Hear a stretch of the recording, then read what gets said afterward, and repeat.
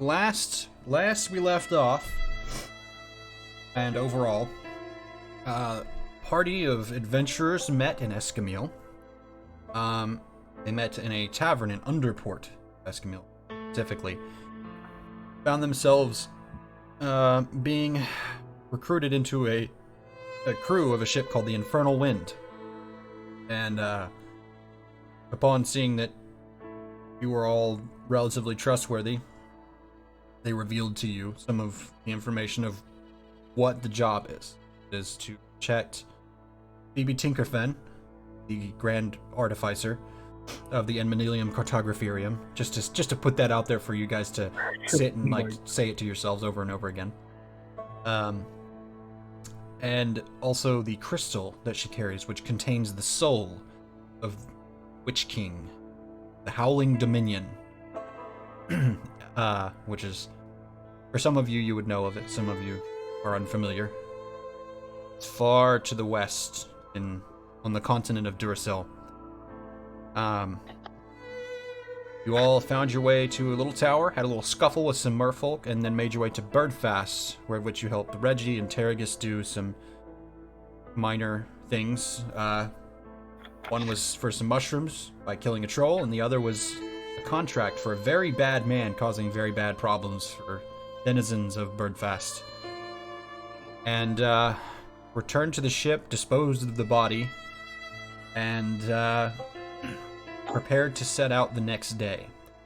Now, in the city of Berfast, is there anything else that any of you would like to do before leaving? There are various shops and things here. There's not necessarily like magic item shops, but there is a runesmith, which is actually what Revian passed by on the top of that hill last night. The building, you said, what is that building there? And I said, that's you can't see because it's raining and it's kind of windy, dark. But it is a runesmith. Neat. What can you do with a runesmith? That's a good question. I feel like Colton would know that exact answer. Well, Jug They would can do not. some insane shit. Like, I mean, whoever wants to, you can roll a spell lore to see if you know what a runesmith does. But it's up to experience. I mean, Lex, the player, roll a spout lore, not Jug, me. Yeah, I would know. At this point, after Roman, yeah. Lex, do it, you get free XP. Lex, you'd probably have a good idea of what a runesmith does, and I think Manus would probably have a good idea as well. Alright, It's I'll a roll some relative, a loose 20 idea. wisdom on it. D20 Tug on Lex's leg. What's a runesmith? Yeah, roll plus intelligence, see if you can remember. Let's see if the die decides. Let the fates decide. You haven't loaded in a picture in Owlbear yet, have you? What? It should be just the main map. I see nothing. I see nothing. I don't see anything. 17! Let me try it again. You see a Without blank? intelligence. You see a What's my blank white? intelligence modifier? Yeah. All right. Yeah, I see a blank See it white. now? Nope. Nope. What the fuck? You don't see anything? Like it's blank completely, or it's just like It is completely It's blank. just blank. See Yeah, that? there's like nothing there. What about What's my this? Do you intelligence see this? modifier? Yes. Yes. Yep. And all I of our didn't see it. figurines are still there. Am I too zoomed out? Oh, I'm still loading. No wonder.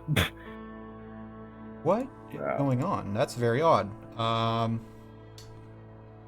just thought you were waiting to do something with it. No. Yeah. Then we started talking about it, so. Let me try this. I'm gonna click. I'm gonna click select again. Nothing. Nope. The fuck? Nothing. That's weird. Let's see if anything pops up on Twitch. Why? It went for Twitch. Because for my Yeah, screen, because I it's can off of see your it. screen. I can see it. I rolled a 17. What's my intelligence? Let me try I'm something. gonna reload my page because I think I'm bugged on my end. Yeah, I'm gonna try and re-upload this to the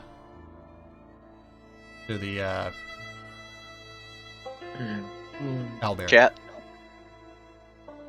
Oh, re-upload that. Okay, did this do anything? Can you see anything? No. Why does it not like this map? That's so strange. Oh, I see that map, like the big, huge map. Yeah, there should be the I like can world see map, that. Let me exit out and come back in. or like not the world map, but the area map, the area of where we're at. Yeah, go out and come back I in. can see like the world map, but I can't see the like where we are. No, map. I put the new one up. I- I re-uploaded it. Don't see nothing. That's very I'll strange. check. Yeah, I don't see anything either. Yeah, I see like I've, a giant area map where we're like in the. I don't know I've what. I see I've zoomed out a lot and I Admansa, haven't I seen see anything. Havenfell, all that stuff. All right, well, let me put this one up. That's hating. That popped up. That I can see. Yeah. I can see Why that. is it not showing the other one? Let me try the other one again. Let me do the. Okay, so this is the original one that I did. Because the one I was trying to show you was the one I re-uploaded. I'm gonna try the original again. Anything? Back to a blank. Oh, it's Oh, loading. it's loading. For It's me, it's a loading. Oh. giant map.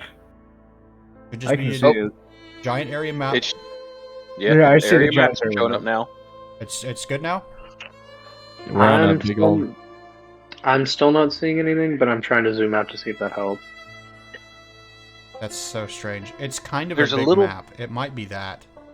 There's Yeah. a little purple bar right up at the top that's your loading bar, I think. And mine's about halfway across, but I can see the map. Yeah, mine's halfway across. I can see the map. That's so Yeah, I'm not strange. seeing that moving bar on mine, but Okay. Well, I'll switch back and forth and see what happens. I'll put us on the Infernal Wind for now. Mhm. We were in Berfast, right? I saw where Yeah, you're that was still- from yeah. Escamil. We're only on session 7. We got to get to the fucking Prismatic Society. Yeah, I told you it's a long journey, guys. It's 2,000 miles. Gonna be fucking powerful. Yeah, it's a long journey. Okay. So, I'll ask again. So it is. Actually, here I'll put the city up since we're still technically there and we haven't quite left yet. It's here. You don't There necessarily we go. like worry about your token right now because we're kind of done with all of that sort of pieces of the city. But is there anywhere anyone would like to go? Information about the ruined place. Yeah, I've got back to Jug tugging on Lex's leg. What's a runesmith? Right. What's my intelligence modifier? Your intelligence modifier is Yeah, because you got a 17. million. Yep. Yeah, I did get a 17. Intelligence modifier is plus dos. Ah, You got 19. yeah, Full 19. success. Dos X. So what's Runesmith? All right, so they can take a weapon, armor, your skin, even, and make it a tattoo. They can do whatever you can think of within reason, and add a inscription to it that will give it a magical property of some kind. It's like Let's go to the it's like a runesmith. minor form of enchanting that isn't quite as stable as actually enchanting the weapon or whatever item. However, it is a useful thing. It's like a cheaper version. It's essentially you can give your weapons or yourself a tattoo of some kind that could be useful. When we switch to D&D, I kind of have a loose sort of function mechanic for it in my head of how it'll work. It'll be kind of like certain magical items. Some of them might be like they drain over time that you use it. Some of them might reset at the beginning of the next day if you haven't burnt it out. Some of them you may have to roll to see if it stays, kind of like, you know, some of the magic wands, things like that. But anyways, that's not relevant right now. But for Dungeon World, yeah, you can have an inscription made that will do something to specific parameters. And it's not super broad. You can't do everything, but there's a pretty broad list of things you can do that are pretty interesting. Sounds good to me. Would he know the general price of a ruin? General price of a rune. Open some quick. Where is this? What price of a rune? I don't remember what Jack's max health is. It's currently sitting at 11. We know Oh that- crap! Prices mean nothing to me because I just realized I could do a thing. What's that? I now have the ability to summon gold from the earth. Oh god, that's so stupid. You're welcome. You're welcome. Yes,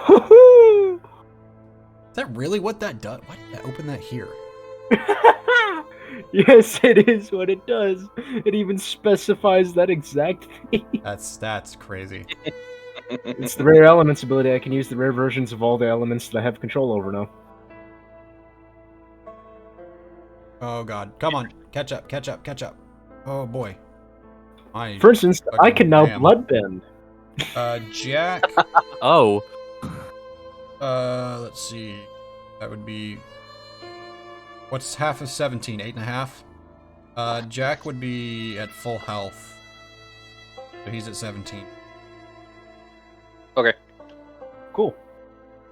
Um, Oh wait, I'm supposed to be at full health as well. Hold on, as let for me the adjust cost of a I was also at glyph, full health. using a rune, glyphs and runes, it depends on where you get it, and it depends on the strength and the purpose and what it's going to do. One pretty basic one that's not too wild will be about 50 gold. Some of the stronger ones with crazier effects will be around 100, and it could go up to 200 even gold. But for a pretty basic one, it's around 50 gold to get a rune inscribed. Do we look like basic bitches? We're getting strong ones. Everybody just says looks Jug at breaking the Jug. fourth wall. Everyone looks at Jug like you most certainly don't look basic, sir. All right, Deadpool. Fucking Jug looking into the camera as everyone's like, What are you talking about? Who are you Who's talking to, sir? "Who's he talking to?" If Sorry, I this blanked ever out get- for a second. What's going on? Fucking nose starts to bleed a little bit. You know full well if that this series we're doing, if this ever gets animated in any sort of way, someone's literally going to animate Wishful that. thinking. I wish, but wishful If thinking. that ever happens, I freaking That would be funny as hell. yes, it would. Made small possum mad. Alright, so what do you think? What are we doing? Trying to think of a good rune. A rune. I think we can get. Well, it'll be a matter of if you're going to the shop or not. So you are going to the shop. Yeah, I kind of want to. Okay, I kind of want to. Who all's going to Yeah, that's what I want. the runesmith? That would be me, And because my- I have an idea for a thing that I'm going to do, Um, and it's probably going to hurt me very badly. Yeah, sure, I'll go. okay. So marching back across the city. I at one point Yeah. knew what that building next to it is, and I can't remember. But anyways, the little it's this one here. If you're looking at the map zoomed out, it's this little one on the top of the hill. Yeah, there you go. Just scribble all over the place. It's this one here. And approaching, you see a sign outside, and it's not top end, but it's not bottom end either. It's like right nice in the middle in terms of like the look of it and maybe the income of it, and like it's not run down is what I'm saying, but it looks like it's seen some weathering. Looks like it's been here for a while. But a relatively decent looking sign swings on the outside, and it is called Runes of the Homeland. And you enter, and did a lot of detail for this one. I didn't even realize it. I was looking at it, I was like, oh cool, there's just, some minor detail. Nope. It's a little more than that. I got So- we win here, right? So as you enter in the store has like looking back and around the area of the store, there are spiral staircases in several places around the stores for reaching various tools and things, maybe specific components required for certain inscriptions and glyphs and runes. And you see behind a small desk. You don't see any sort of like business counter like you would see in like a general store. So it's a little bit like slightly disorienting because it's like going into a library, but there's no front desk.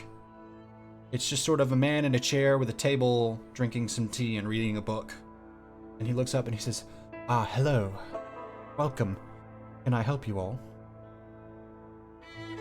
Interested to see what kind of runes you can put on objects and things. I see. Wearing very nice robes. I would say the only one that would probably know straight off, based on the name of the store and the full elfness of this elf, he's from Jarda. He's a Jardan elf, which some of you know is controversial in Arcanesia right now, but that's not where we are. As well, there are various things that I can do for you. I can do simple things like something that might heal you in a pinch. Something that grow plants. I could anything. Turn wood to metal. Light or darkness, or to various things. It all depends on what you want. What do you How much for a rune that can turn wood to metal? Wood to metal. Say, depending on the item, it's simple. I would say, if one of our lower end, 50 gold would suffice. Okay, interesting. I'll think about it. Again, depends on where you want. What are you?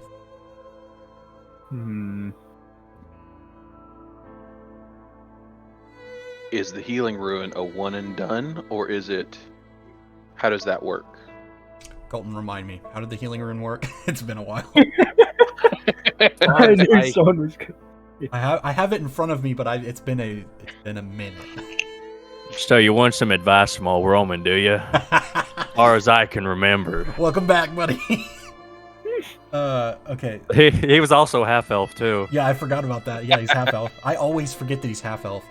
As far as I can remember, it constantly will keep going until it efficiently burns out from being used too much. Okay, so Too roll much plus magic wisdom power on a and 10 it plus, singes the out. rune is created and will last until it's defaced. A rune carved into flesh is a tattoo rune and will heal over in about a week. Except for Roman's one, because he fucking burned it out. So it's just like a permanent fucking rune scar on his hand.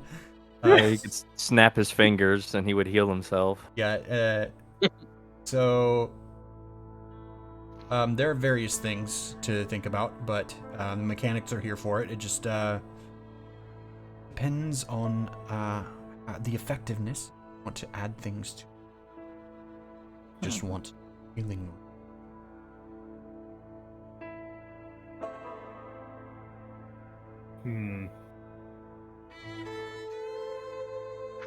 I just wanted clarification on that since you mentioned that one specifically. But what is your strongest defensive rune? Strongest defensive. Probably the ability to turn something to metal. In that case, being able to turn something into armor. There are a few other things, depending on how creative you are. And, what I have access to, that given a few minutes and time to scribble and inscribe, access to many things. I can add elements, plants, metal, gravity, things that deal in the mind, force, life and decay, and death, void, time, some technology. Well, but that's not my strong suit, really. Try to avoid that one. I was thinking something along the lines that would increase my armor class. Oh, add to your armor?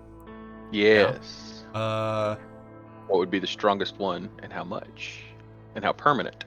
I would say, to turn your armor something that will last and be quite strong. I would say about 70 gold to trick, I believe. I could do something very difficult, but I can technically make you really strong armor. Yes, but if I don't screw the roll up. I have robes equipped. Ah. I have to do like light stuff. I was thinking of getting some kind of glyph or rune attached to my battle robes that would increase its defensibility. Oh. It only comes with 1 armor. To inscribe something in the mechanics, it would be known as an ongoing glyph. Would take me about an hour to inscribe. How much does it increase the defense? The GM says you could probably add 2 armor off of it, because it is metal, but it will have the clumsy tag. So your stealth will be at a disadvantage. Essentially. Or not minus. It'll be at a penalty, yeah. You'll have a penalty to your stealth, and then depending on what you do, you may have a penalty to, I'll say overall dex, but not in everything that you do. So like a dex-based attack is not going to hinder you, but like other things, it will hinder your quickness and other things like that. Soon by the time he needs to use it, we're not going to be needing stealth. True. Yeah. Just something to keep in mind, though. But yeah, it will have the clumsy tag. I actually have that open real quick, and I can kind of tell you exactly what that means, or at least what the book says, unless it doesn't. Oh wait, these are weapon tags. Clumsy. It's tough to move around. -1 gun going while using it. This penalty is cumulative. What does that mean? For every roll, it's plus an extra 1 or something like that, or minus an extra 1? Well, in this case, you're just kind of wearing a vest and like some basic leather-ish armor. Some thick robes, essentially. Yeah. Turning it to metal would restrict your movement. It would just be... It says -1 on going, but I'm going to say specifically dex in this case, because it's getting a little fooling around here with the mechanics. Because this is referring specifically to like regular armors, things that you put on that are going to be heavier, and things that are clumsy for someone that isn't. So like, for example, anybody that doesn't have, I forget the move that the fighter and the barbarian have in this game, that takes away, I think it's actually just the fighter that takes away the clumsy tag on armor. But like, there's scale mail here that would have the clumsy tag. It actually says right here, clumsy. Plate, that has clumsy. A shield does not have clumsy. Leather chainmail also does not. Leather or chainmail also does not have clumsy. The things that are like thicker, bigger sets of armor will have clumsy. That are like penalties to pretty much everything. But in this case, I'm saying it'll just be your dex, because it's essentially taking like your shirt vest and turning it metal. So it'll simply just be like slightly restricted movement. Does that make sense? It does. Yeah. Plus, for an added 2 armor? Yeah, I would say it'd probably be like 2 armor, because that's just turning what's already armor and decent coverage into way stronger armor, because that would put you at 3 armor, I think, right? Yeah. Then I'll take that one. Okay. And I said 70 gold, right? Yeah. Which means I'm down to 260. Ooh. I forgot I can also enchant stuff, so if people need something enchanted with a particular element, I could only do it with elements I have, but I could technically enchant things. What move is that? Just so I can read it. It's a tag for my main ability. It's just the enchant tag. How long does it last? Oh, yes. Okay, I know. A round or 2? Okay, so the trick with that is it'll either I don't think it lasts forever, but I can put long-lasting on it as an extra tag. That's what I was gonna get to. So the trick with enchanting items to make them magical, no matter the nature of what it is giving to the item, enchantment takes a lot of time. It's not like it's like the potion making stuff with Reggie. That's like a day up to like a week or 2 that it can take to make something, maybe even up to a month. a lot of enchanting starts out at like, this thing might take like 2 days, and then you go up from there, because something that might take 2 days is like, Kyle, you would be familiar, a flask essentially that reproduces alcohol within itself. That's the best example. That's the first thing that comes to mind. That would take about, flask. Yeah, an infinite flask of like whiskey would be like a 2-day enchantment. But to make something a bit stronger than that, and you just kind of keep going up in various tiers, you're going on into like a couple weeks, and then you go up to like a month, and then you go up to like, some stuff you can take up to like a year to enchant. And more money than most people see in their, like, more money than most kingdoms see in an entire year in terms of cost. But it all depends on what the enchantment is and what you're doing. So that is a thing to keep in mind when you're enchanting something. Like, you could do it, and it is something that you can do cumulatively. You don't necessarily have to do like one roll and then that's it. It'll probably be one roll and then that's it, but like it will be... It just depends on what you're doing. I'll say that, rather than what I just said about like the one roll. It just depends. But it will take time no matter what it is. For a quick one, though, I'll say we can treat a quick one if you're not adding the long-lasting and trying to permanently enchant something. I will pair it with essentially the same concepts. Where is Kyle's class? With one of Kyle's things, he has this thing called Sharp Wind. When he casts the spell, choose a target. Their weapon causes 1d4 damage and has 2 piercing next turn.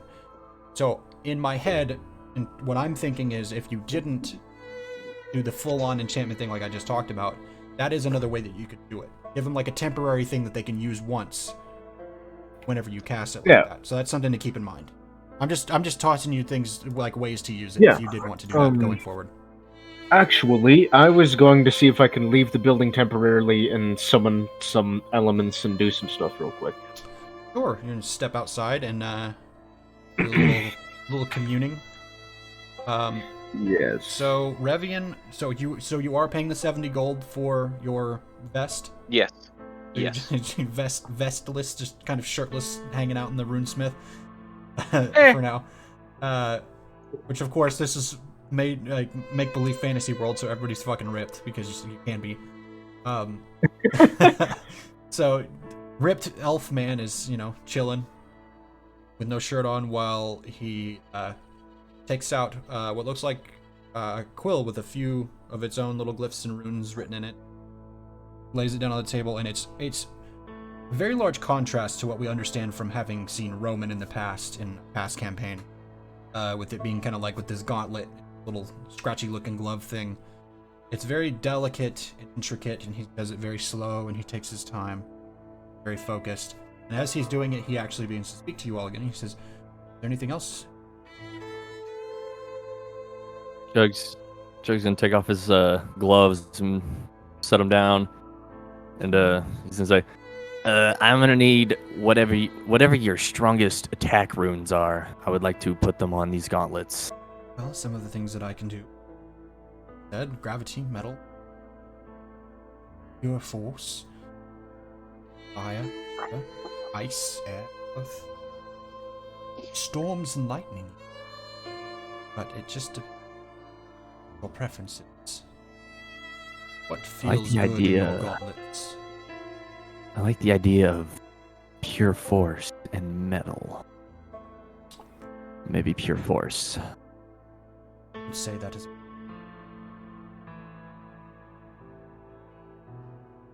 120. Done. Okay, metal and other? Pure force. I actually down just so I don't accidentally forget them while we're moving forward. And I'm not gonna make him roll with this mechanic. He's just going to do it. This is all that he does. He's not Roman that actually wanders in the world. He's not an inscribed class. He's just a glyph runesmith. So he's not going to fuck it up. He's sitting and taking his time in a shop in an environment where it's made for him to as well. And no chance of natural ones, fortunately for you guys. This is a freebie. You pay gold, you get a thing in return. I don't mind supporting the local businesses. So, can I try to use my new ability to do a thing? Yes, I was about to go to that. Give me one You second. can certainly try. Shush. Shush. To test it out, just didn't want to try to make anything. Let him have his own catchphrases. What was it? So you Possible. wanted metal and pure.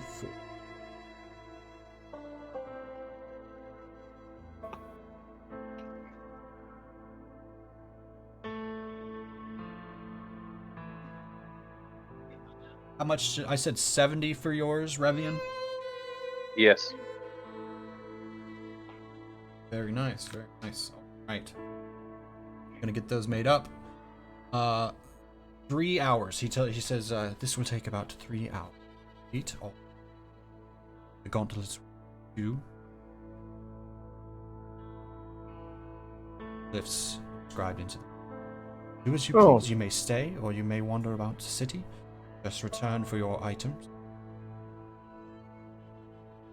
Oh, so I have 5 hours to screw this up. Well, no, 3 hours, because it's an hour Three. per rune. Yeah. So you're going to commune, and then we're going to jump over to Manus. Because Manus, did you stay on the ship? He's Yeah. Okay. I meant to. I brought it over, but I did want to actually stay on the ship. I was gonna say that when everyone was done. Okay. Yeah, I figured you had, because I know you have. Because I was going to go to you next, anyways, because I figured you had the thing that you wanted to work on. I figured we'd throw a roll at that real quick to see where you've gotten throughout the course of the day so far. Because remember, you guys did the thing yesterday, and then it was nighttime when that happened. Revian disposed of the body, and then you guys waited all day by Terius' suggestion, so that you don't get caught by the town guard for the rest of the Union to do what it usually does, and suffusing you guys as the culprits in the crime. And this would be middle late afternoon, anywhere from between 3 and 5 o'clock in the day. It's late. It's later in the afternoon. So commune, good sir. So, are you bringing an offering to the spirits? No, I am not communing. I am Oh, what are you I'm doing? using elemental mastery to try to summon some stuff. Okay, so go ahead and roll. Albert, don't fail me now. Pray. Everyone pray. I was on 20 for a second. It's still moving. The suspense. Jesus Christ. No way. Please stay there. Please don't move. Please. Stay. It's still rolling, but I can't tell. This is plus wisdom, correct? Yeah, what's my wisdom modifier? 6? Plus 6. Oh boy, Is it 14? staying on 8? Yeah, it's staying on 8. Alrighty. Yeah, so 14. So 2 and 1 or 3 and 2? Okay, 2 and 1 or 3 and 2. Let me see. So I'm going for 3 and 2, I guess. Son of a. So I have to.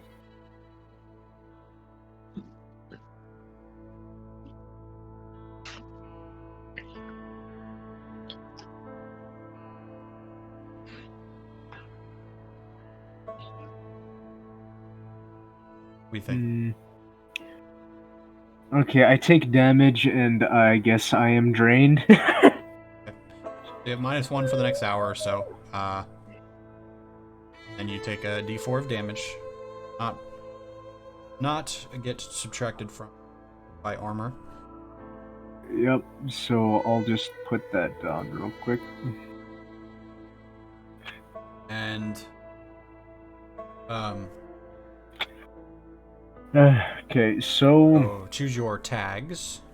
I have Read to them, good sir. pick create twice. Interesting. You have to hit create twice to use rare elements. That is the cost of using rare elements. Oh, so okay, you're talking about the specific move. That's very cool. Let me look at that really quick. Yeah. Actually, I read it the other day when you picked it, but I haven't actually stared at it. Yeah, the for a cost minute. is I have to use the crate tag twice if I'm going to use a rare element, Okay. thus it costs more. That's why I picked 3, so I can have variety instead of having to pick create twice. And by the time you're done doing this, me and Revian are just chilling in the runesmith, waiting around. And you're gonna come in sweaty, pale. Just, I did it. He's just going to kind of collapse did it, there for guys. about an hour, I got and the then get up thing. and do it again. I got the thing! So, I got it. he creates, so I get 3 and 2, so let's create twice and Sounds good. shape. Okay. I make an intricately detailed sword out of what's a good crystal for this? I don't know. What's a good rare crystal? Crystal. What's a good rare crystal? Well, there are lots of crystals that exist. There are also lots of hard and soft crystals. There are durable crystals. There's all sorts of things. Hardest crystal he could possibly think of, and the first one that comes to mind for me is diamond. That would just be a Diamond's- diamond is about Yeah, that's is the hardest one. the hardest, Yeah, like the that's hardest just substance on the it. planet, aside from like 1 or 2 other things. It's the one. It's like top 3 of like the hardest things that exist on Earth. In this world, give or take, it's up there. Yeah. It's pretty fucking hard. So yeah, it would be. Okay, so because you're using rare elements, I'll tell you this. So you do. What type of blade? I'll ask that. That is a good detail. I was thinking a great sword, but I don't know if he has the physical capacity for that. I mean, you rolled the move, you succeeded, and you chose your tags, and you're using a specific thing that does a specific thing that does another specific thing. So it's pretty much up to you. You've paid the price here. So you tell me. I think he was talking about whether he could swing it. Yeah, Oh yeah, exactly. if you could swing it and use it, that's also. But what I was about to say is within reason, and depending on who's going to use it, also. So you just keep all those things in mind. Well, considering where this is and how it looks, Because there's I'll throw some ideas out for you. There's saber. A saber. So there's a Tulwar. There's a Janissary Killage. I don't know how you actually say it. There's like a Syrian blade, not straight sword. I forget what it's called. There's a curved Syrian saber. There's all Kopesh. kinds of stuff. There's Kopesh is the one I hear commonly. Kopeshes. There's cavalry was actually- sabers. I was actually thinking the U.S. military saber, because that's So also a cavalry saber. Yeah, essentially? a cavalry saber, but it doesn't have it has a straight guard and not like the curved. It doesn't have a cage guard. It has a normal guard. So like a solid metal, or not solid metal because you said it was crystal, but like the solid single piece, kind of like what you see typical cutlasses with. Is that what you're thinking? Or just the round top. So it has like typically you'd see with a longsword, like a medieval longsword, So it a just regular has the cross guard. straight cross guard, just the straight metal cross guard, not Straight, like a plain Jane cross guard. Okay, very cool. yeah, just a straight cross guard. So, okay, so that would be kind of like actually a Syrian saber. in terms Yeah, of I what it would figured look as much. like. Yeah, that would look like a actually. Syrian saber, really. And the blade is a lot straighter. It's not extremely curved. The only differences between a cavalry saber and a Syrian saber would just be like the cross guard, like what you're talking about, and then like a cavalry saber it's got that kind of cagey sort of guard around the hand. In some cases, Yeah. the only other difference is that the cavalry saber is kind of like forward a bit from the base, whereas a Syrian blade just kind of comes straight up out of the tang. That's like the only, which I'm getting nitty gritty here, but I just it's Yeah, but interesting more or to less me. like a Syrian saber, pretty much. Yes. Okay. Sorry, interesting to me. I think about these sort of things. Yeah, so do I. So I can't say anything. I was actually staring at a chart on Pinterest earlier of like I'm thinking about. I was like, maybe I should screenshot that and just put that in the thing. That might help. Which I might do that in a minute, just in case you want to walk it back. But for now, we'll stick with the Syrian saber because I have in my mind pretty much what it'll look like. Yep. So you what do you do to retrieve this from the ground? How do you... Sword in the stone. Do you sit and meditate? Sword Do you in jam the your hand down to the ground? Do you do some sort of crazy hand-waving wizard incantation? Like, give me some flavor. What do you think? He jams his hand into the ground and pulls out a big chunk of crystal, and he shapes it. Ooh, so you just like jam your hand in the ground, rip a fucking crystal out, and then just like begin to just like almost like Putty mold it. I was gonna say like, almost like pulling like a piece of putty or like pulling a piece of taffy or something stretchy. Except this is crystal in this case, and so it's just like shavings falling off. You pull this pretty solid sized chunk of diamond out of the ground, and instead of pieces falling off as you run your hand down it and it begins to take its own shape, as your hand, behind your hand, as you go across the blade, pulling away, it begins to shape out crossguard, and you keep going, pull into the curve, and you begin to see detail and some inlay, a little bit of like a closer to the tip of the blade in, and you come up across, and you have a beautiful diamond-made Syrian saber, or in this case, a Romalian saber. Yeah, we'll say it's a Romalian saber for this world. That could probably buy the ship. Yes, that you could probably buy a ship or two. Are there people walking around just With seeing crews. him do this? Just pulling a there's, like, sword. There's a or couple people chunk- that like, because You've like drawn a crowd. The trick is this shop is actually uphill, so like there would be a couple people that are like walking up to the other place next door, or just walking by and can actually see him, or that are going to the runesmith for something themselves, and they're just, as he's doing this for the next few minutes, just running his hand slowly down this crystal, as the crystal is on this side still in the same shape, but slowly dissipating into his hand as he stretches the material into what he's shaping. We just kind of go, as they're walking by, one person goes to go in the runesmith, and they like don't pay any mind to it, and they get to the door, and then they go, kind of look. They turn really slowly, and they're like, they just kind of come inside. You guys see someone come inside that's just kind of got this like, kind of looking down at the floor, just like the look of, what did I just see? Oh, that's cool. Yeah, then he looks up and sees a possum And a half-naked elf. half naked, half. Yeah, there you go. That's a good picture. That one actually has a very light curve. Some of them are very heavily yes. curved. Yes, I was looking for a light curved one, and this picture's perfect. Yeah, that's pretty cool. Yeah, they're very interesting because they vary in the curve, like the intensity of the curve from smith to smith. They're very interesting swords. Yeah. Okay, so you now have a very pretty sword that could buy a couple of ships and some crews to crew them. And probably some supplies for about a week or so for each one. We will go over to Manus. Manus, let me open the Discord thing, because I, again, have not been able to sit down. But I do have it over here that I can look at your stuff. So which of your new things would you like to work on? I am here, let me get it. I have the list. I haven't written it down yet, but I do have the list where I can see it. That you said you, what you currently have and what you currently need to work on, essentially.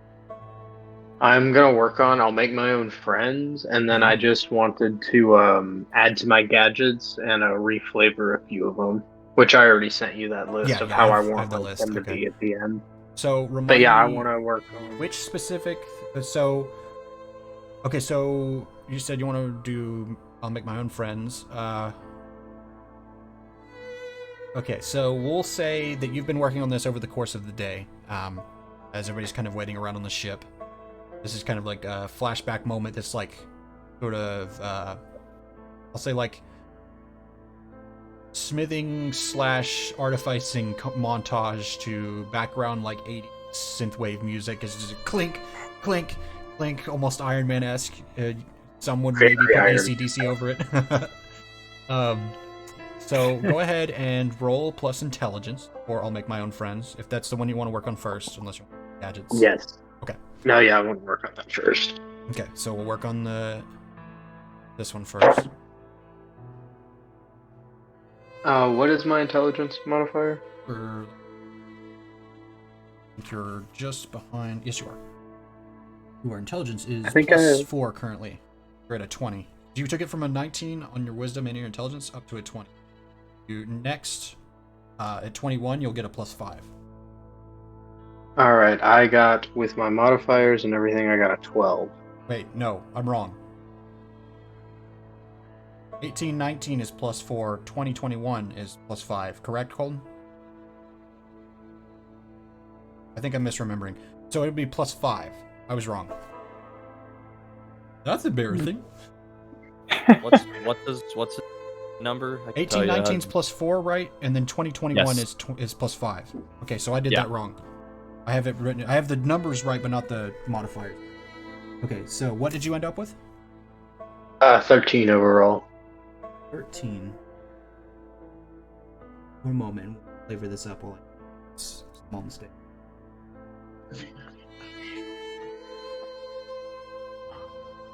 Okay, so that would be a mixed success because we're doing it by the weird D20 rule currently.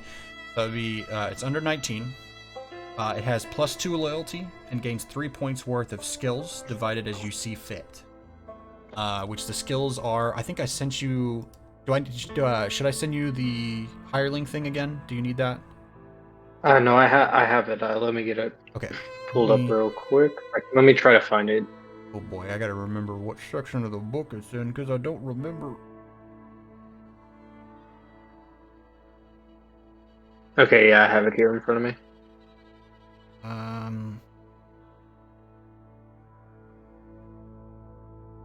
remember. 3 points. Okay.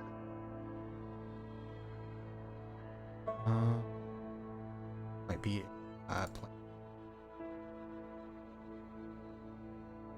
been a while. Just had to flip through the book. Hirelings, there it is. Okay.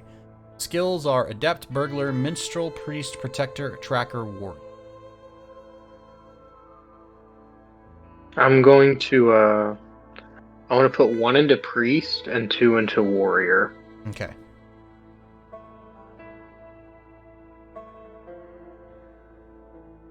So 2 times skill H.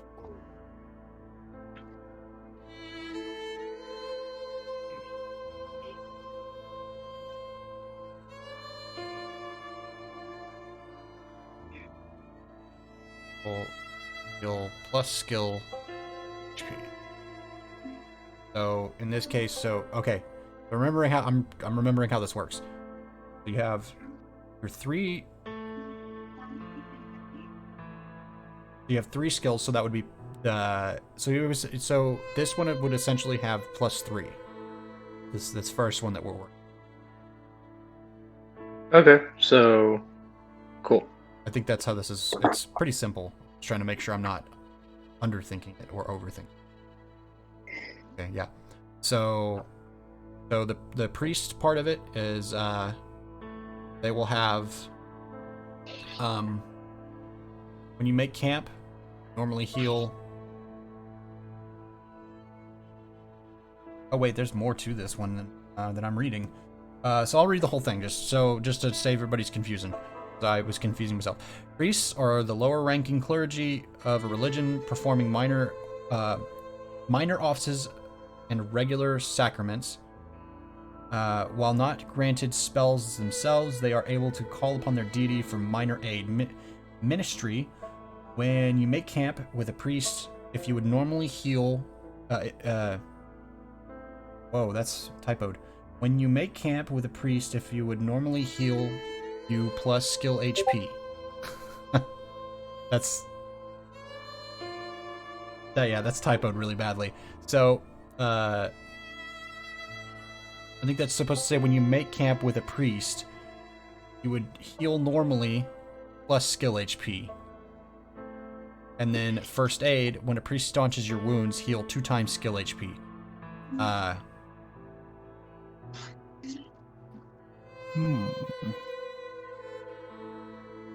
But, okay, so they heal you, but it does give a penalty when you are healed by the thing that does it.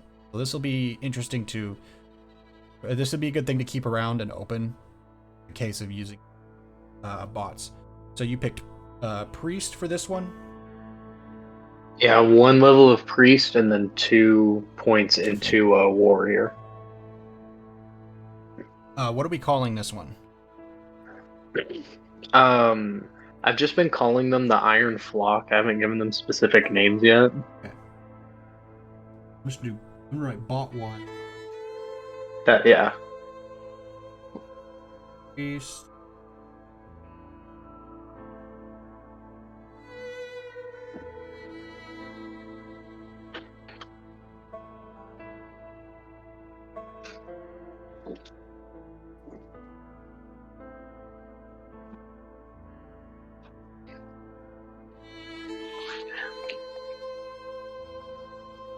Tricky, the old hirelings mechanics.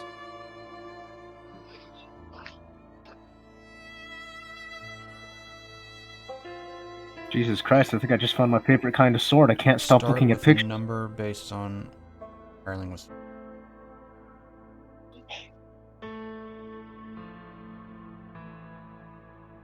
Okay, so the skills, however many of a number of the skill you put into that skill is the modifier. I'm guessing is what I'm understanding, right, Gavin? Been a minute since I read this. I think that's.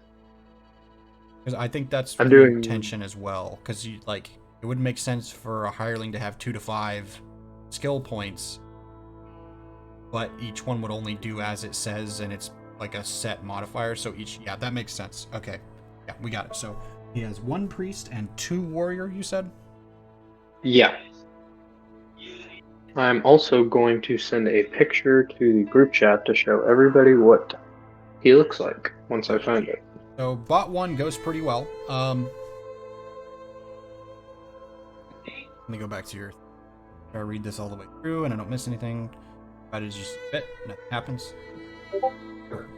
All right, no funny business. It has each one laid out like it's supposed to be. I like that. That's cool. Straightforward. One of my favorite things. That's cool. That is cool. Love that. Oh, that is cool. Okay. So you work throughout the day, and I'll ask you, how do you feel that this comes out? How does what's going through Mana's head as you're working through, coming to a point of completion with it? He's kind of feeling a little unsure because these schematics he's running off of are like fresh from Voithos's memory. Like, Yeah. these are like the first time he's really gotten to like pour over them and build them. So he's kind of nervous. He doesn't really know what's going to happen when he tries to activate it. This is essentially He's- for anyone yeah. who's spectating or watching as he works on this, by the way, if you're around on the deck of the ship, whatever, because this is taking place throughout the whole day, before you guys have even left the ship. So, if any of you are spectating the building, sorry to interrupt. Oh, there was something I did want to say. Can we say that he at least finished the, you know how I said I wanted to change his cannon to a gauntlet? Yeah. Can we say that he finished that at some point while he was working on the bot? Like, Yeah. or would that be a later thing? Okay, cool. Yeah, I'll say after working on the bot, you could probably spend the remainder of the day, because that would probably be. We'll say because it was a 14 and it kind of rushed. We'll say you probably got up pretty early, worked on this for a solid chunk of the day. Probably till after they came back, but by the time that the ship is pulling out of the harbor and stuff, you're probably finishing touches, and then you'll be able to start working on the gauntlet. So it'll be done today, but it's not done yet. Does that make sense? Does that work? Yeah, I got you. Yeah, that's cool. Because But yeah, to make an entire bot is going to take like the whole day. all right, cool. And Yeah. we'll say that will cost you, in terms of your materials. Let's Let me get those in front of me. so I said you have 2 steel ingots. You have. Did I specify One. how much silver and gold in terms of a weight? I have 1 silver bar. You did not specify in the gold Well, scrap. I know I said a little baggy. Have to probably You didn't refine. specify. You did. I just put gold scrap, and then Okay. I have 6 iron ingots and 2 iron scrap. So I'm gonna write this down in your inventory for me, just as like what you have, and then so I'll say for the gold, I'll start with the gold. Put bag of. Well, let's just say bag of gold to make it less complicated. 1 weight. Cool. No, don't make it 1 weight. The weight is unimportant because you're not necessarily gonna be carrying it around all the time. Let's do 3 uses because you don't use a whole lot of gold. You use it for very specific pieces, very very specific. You wouldn't use a huge like amount of it.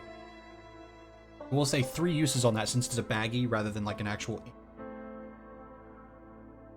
silver. Let's say the silver, because I actually don't know how much an ingot weighs. And plus it varies between metals anyways. Let's say the silver ingot, because silver is light, isn't it? I don't remember. Does anyone know Lighter off the than top of your gold. head? Yeah, it's a lot lighter than gold, but I can't remember if it's a lighter metal or if it's a heavier metal. Not super important, but I think, let's say the ingot for the silver, 7 pounds. 7 pounds. So let's say the steel and the iron ingots. Steel and silver ingots will be 7 weight each individually. And then we'll say the steel, because I think steel is supposed to be stronger and lighter. It's essentially supposed to be the best of all metal properties in steel. Let's say the steel is 5 weight per ingot. And how I'm going to work this out is each thing that you build will be 1 weight off of each of these. Does that make sense? Yeah, sounds great. So it's less worrying about how many ingots you have, and it's more worrying about ticking down like the grand total of all the weights. You have like a set number of weight of the iron, the steel, silver, and then you have those uses of the gold. So we'll say 1 use of the gold. We'll say 1 weight off of the silver. And do you want to use the steel or the iron specifically for this, or do you want to make them an alloy? I'll just use the steel just for now. Okay. Because what I was going to say is if you want to do the steel and the iron and make an alloy somehow, we'll say that could be like 1 weight from each. But if you want to do the steel, we'll say I'm that's... gonna do that. We'll do that? Okay. I was going to say it's going to be... We'll say 2 to make all of your components and all of the shell and everything that you want to make. So we'll say 2 weight, either off of one or the other, or both. 1 from each. Yeah, I'll take 1 from each. Okay. That's perfect. Sorry, guys. Just trying to, like, work that out. I hadn't actually had time to... I forgot about the metal that he had collected, and then I wanted to kind of work that out a little bit. Behind the screen stuff. We are going back around to... Oh, go ahead. Sorry. Did you want me to explain, like, how the bot was built? Yeah. Continue. You were describing. I forgot. Yeah, continue what you were describing. So yeah, from like the crack of dawn, like anybody that's awake, like would have heard Manison voice. Yeah, That was like just 5 like o'clock in the morning. It's early as shit.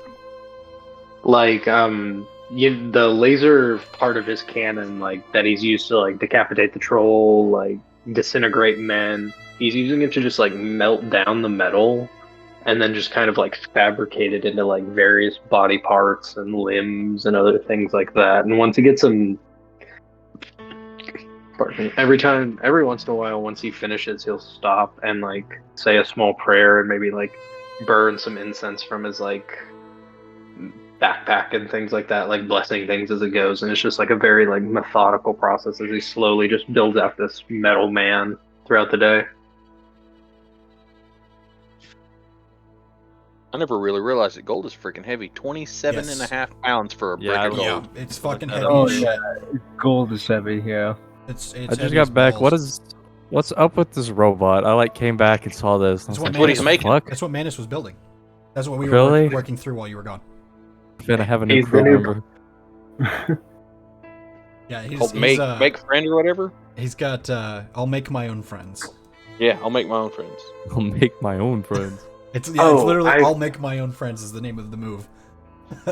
Before we move on, I meant to say What? I'm not making the gauntlet gadget first. I'm converting my laser cannon into a laser golem. Like it's gonna do the same thing, but it's like a little golem that's gonna run around. That's the Okay. first thing I'm working on after I finish the bot. Okay. Dude, starting on the next bot essentially. They're the little golem. Yes. Yeah, he finished the big one, and now he's working on a smaller one, and he's laying out the schematics for like the gauntlet and everything else. So preparing Manus is for- hard at work. Yep. Preparing for work tomorrow at first light again. Yeah. All right. So while you spend your day clanging away, as you guys leave the ship, he's beginning to like. There's he's got like by the time you guys leave the ship to go into town to the runesmith, he's got like the torso put together and he's like sitting leaned against the deck of the ship with his neck all bent like this. There's a head attached. The eyes are dead and not glowing yet, but like got this sort of thing going on. Part of one arm is built. Manus is just clanging away over there.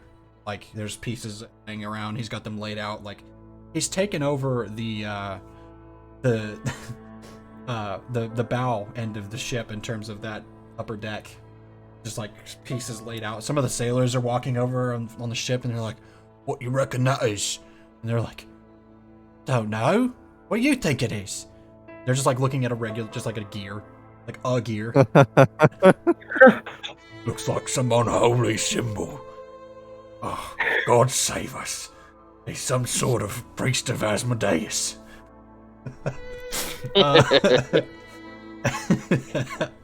And you know, a few things that might give Manus a bit of a chuckle like that happen as you're working away and trying to ignore them.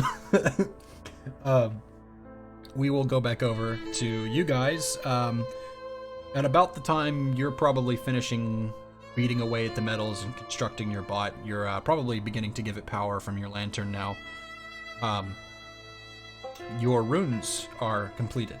You're given your gauntlets, and each one has like an inscription. Describe Jug's gauntlets to me again. Exactly what do they look like? What kind? You gave us an image, didn't you? I don't think. Yeah, he I'm did trying to give try. us an image. It's way up there. Shit. It is Oh. way up there. Give me a sec. I'm Okay. scrolling. Scrolling. Repost, please. Okay. And then also like describe for Oh yeah. Forgot. this stream. See, normally they were just regular old leather gauntlets. Let me find him and I will show ye. Haha. Okay. So like the mercenary gauntlets from I love those. So cool. Yeah, they're just finely made little gauntlets made of hard leather. Okay, so you guys see what Jug, what you see is your normal like kind of fingerless gloves with like the metal or the hard leather plating along the back, the big thick leather piece back.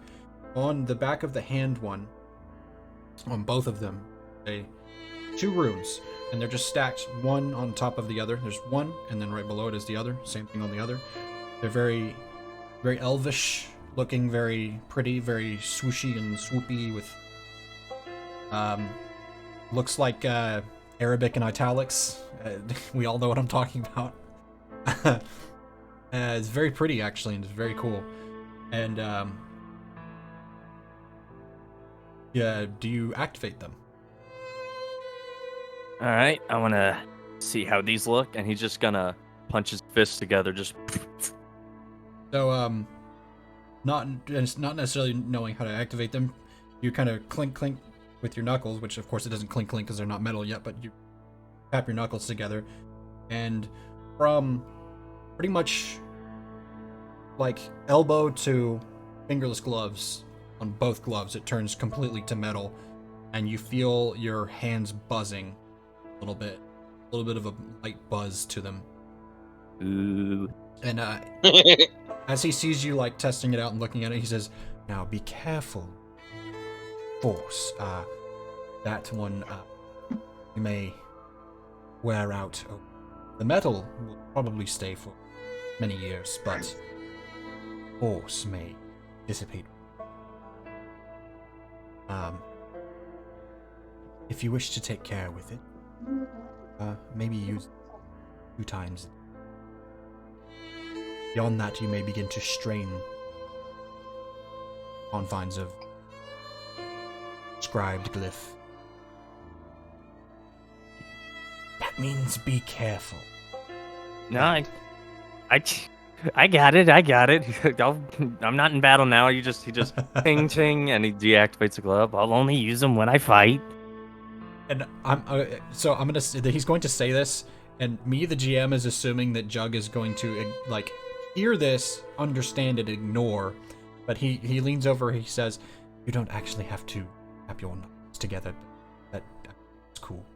You just think about it and it'll activate. But you do you, friend. Looks wonderful. As doing that makes me think about getting into battle. As for you, my friend, your vest is complete. Hands you your fancy monk vest. Do you test your vest? Sure. So you put it on, and do you try to do something to activate it, or you kind of get the idea? I probably would have been standing close enough for him to tell Jug. Okay, so You can just think get the about idea. it. You put it on, and you kind of just sit there for a second. You think about it.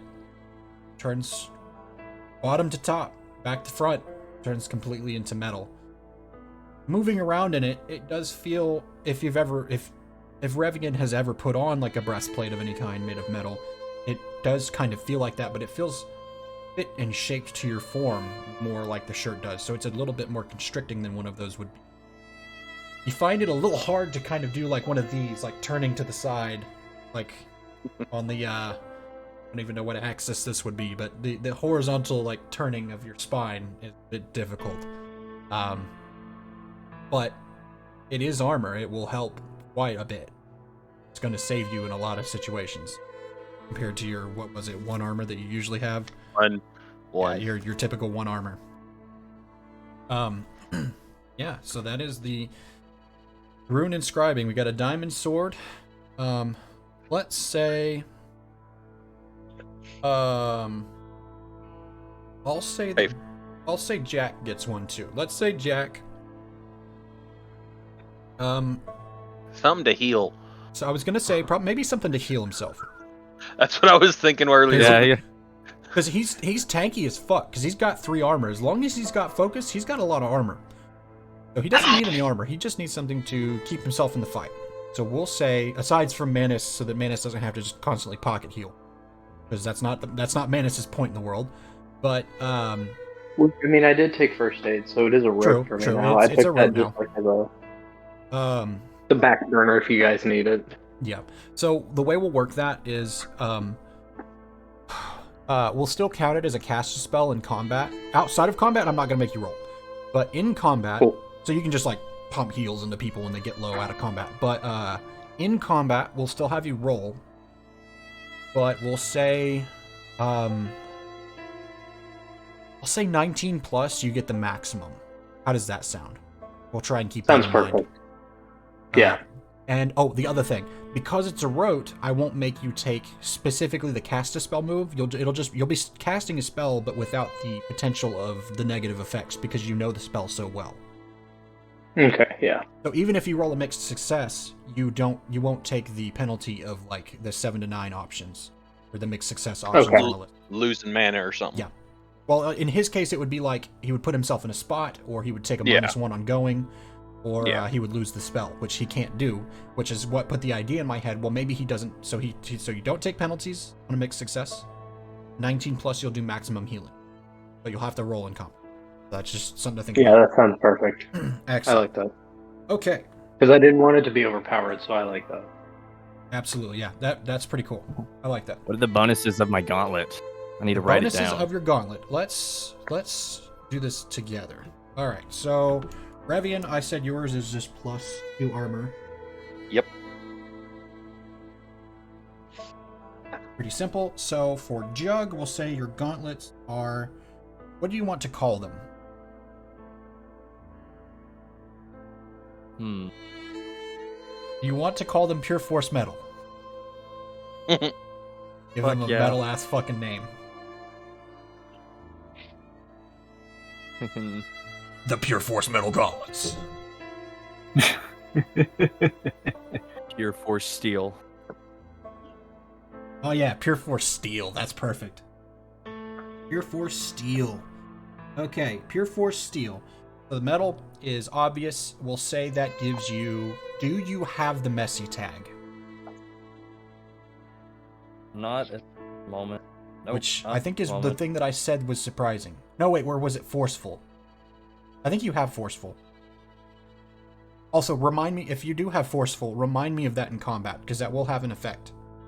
Oh yeah, I do have forceful. You do have forceful. I thought so, so it's not messy that you... Okay, so let's give it the messy tag. Will that work? Add a d4 of damage, essentially is what I'm saying. I don't like that the book doesn't specify... Wait, hang on. I've got it up. Let's settle this once and for all. I've got the fucking book open right now. We're gonna settle this. Where's the goddamn tags? I remember on the mage, if you took the messy tag, your attacks gained 1d4 extra damage. Yes, that and various other classes say 1d4 damage.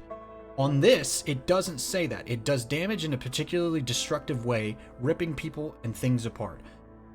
I don't like that it's descriptive. If it's a tag and it does that, it should do a minor amount of extra damage. So, once and for all, now that I've read this and we're here in this moment, we're living this now. This is the new reality. Messy on any weapon means added 1d4 damage. So Good. It didn't change plus for my sword. messy. Yeah, I didn't think it would. I was gonna stick with it regardless because that makes more sense. But which of course is what I did because it says it doesn't specify that it does more damage, but so many other things do that it just makes more sense for it to add damage. Otherwise, there's no point in having messy. See what I mean? Yeah. There's no point to it if it doesn't do anything else. It's just like descriptively does more damage. Which I know this is a narrative game, but it is a mechanical tag that you add to a weapon where every other tag already does something specific. So why would this one tag, which hand is another one that doesn't have any purpose. I don't understand hand. Because hand and close, if you're playing with a game board like we do, like with a VTT or on a tabletop with squares and stuff, hand and close are the same distance. It doesn't matter. It's one square. It's 5 feet. The distinction does not matter. Now, in Theater of the Mind, yeah, maybe, but still, even in that case, it's not useful. I'm ranting. So plus messy, and then we'll say for the force damage, or the force in general. Let's say... Do you want to angle the force... I'll ask you this. Would it make more sense to do, in your mind, with the pure force, do more damage or add to your forceful? Because what I was going to say about the forceful is remind me that you have forceful when we're in combat, because that will move whatever you're hitting 5 feet away from you want. Or actually, I mean, you have the forceful tag. It probably will just move at 5 feet. Anyways. I completely forget about that. I feel like... See, I got the forceful... more force damage. Like, imagine just a bunch of, like, you get the wind knocked out of you. Imagine the wind getting knocked into you and then out of you. That kind of just, and it's just like, what was that supposed to be? Then your stomach just goes in. You're just like, okay, so you're thinking maybe like a balance between the two. Is that what you mean, or do you just mean more forceful? Just. I've got regular forceful, and I'm fine with things going 5 feet, but I also wanted... I'm here looking for damage. Okay. I want this wind... I want this power to hurt. It only activates when... I can only activate it twice a day, so I'm fine with that. So because you can only activate it, let's say that... Seems reasonable. There's some room. Fine with either. Forward. D6. It's up Well, to you. what I'm thinking is a set number of damage that you can add to it. Essentially like sharpshooter. Oh, maybe 2. No, 2 feels a little skimpy. A little loose. For the amount you're paying. In my head, I was starting at 5 and walking it back. I'm not saying that it is going to be 5, but like I'm so like 5 is a strong base. That would be very strong. But taking a few steps back from that, maybe what do you say to 3? 3. Ooh, or Order. let's say plus 2 damage that ignores armor. Plus 2 damage that ignores armor. Yes. Mm. Because it is a magical base hit. Interesting. Fine with that.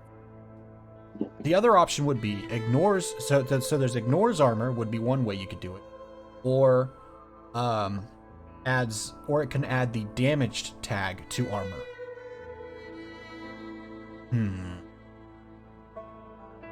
I think That would make sense if like the fists were metal, they would like rip through armor if you could punch hard enough.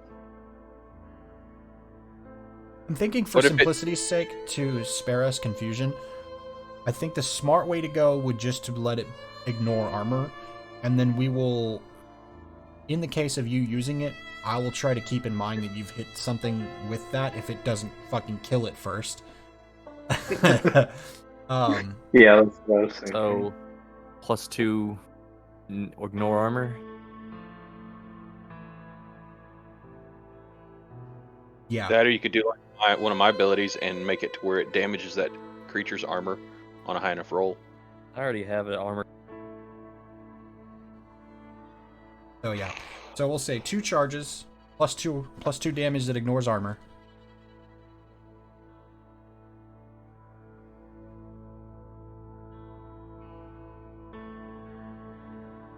Plus 2 damage.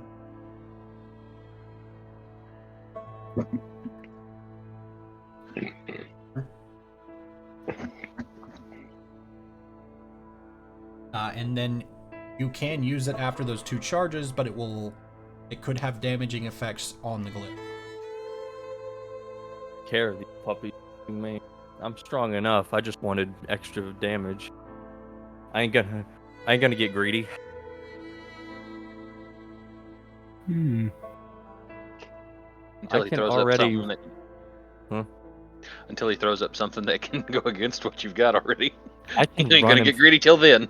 I can run that person through a wall. I ain't worried about Okay. go down in a blaze of glory if I need. Very cool. I Very ain't paying- cool. These gauntlets will be unscathed as you pry them from my cold dead hand. All right. So clearing up there, done with the runesmith. Is there anything else that anyone would like to do as the evening begins to close in? And the captain will probably want to begin soon. Lex, you want to hit up that bar again? No.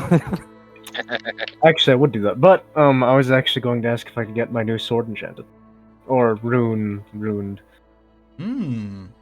I thought that's what he was making it for us to get it glyphed. Yes, that is Okay. exactly. So, We- so keep in mind, pretty much. So for Lex at least, it would be like this glyph, and then like fucking Temple running back to the ship to make it in time. Yep. Yeah, like I'm not saying you'll have to roll to make it, but like you're gonna have to like fucking book it to get back. You can fly. That's also true. I was gonna say you can also fly. You can catch up. I can also breathe in water, so I think I'd be fine if I could enchant. But yeah, so for the rest of you though, you do have like time to get back to the ship and hit anything that you would like to along the way. There is a brewery just down the hill next to you guys. It's that thing with all the this thing where my laser pointer is. If you scroll out, this is the brewery. Multiple buildings, big kind of warehouse, set of warehouses area, with a bunch of big distiller thingies, barrels. I'm not super savvy on alcohol stuff, but Distilleries? you can use your imagination. Just Yeah, it's a big brewery thing. I might pass through there on the way back to the ship and buy the crew of the ship something. Oh, yeah, there you go. We could get some barrels of whatever kind of ales there. Whatever they got. I'll say whoever wants to cough it up, I'll say you can get, with Jug, probably having to carry... Right in the middle of it. probably get... trying to think of how many barrels Jug could probably carry that would make sense.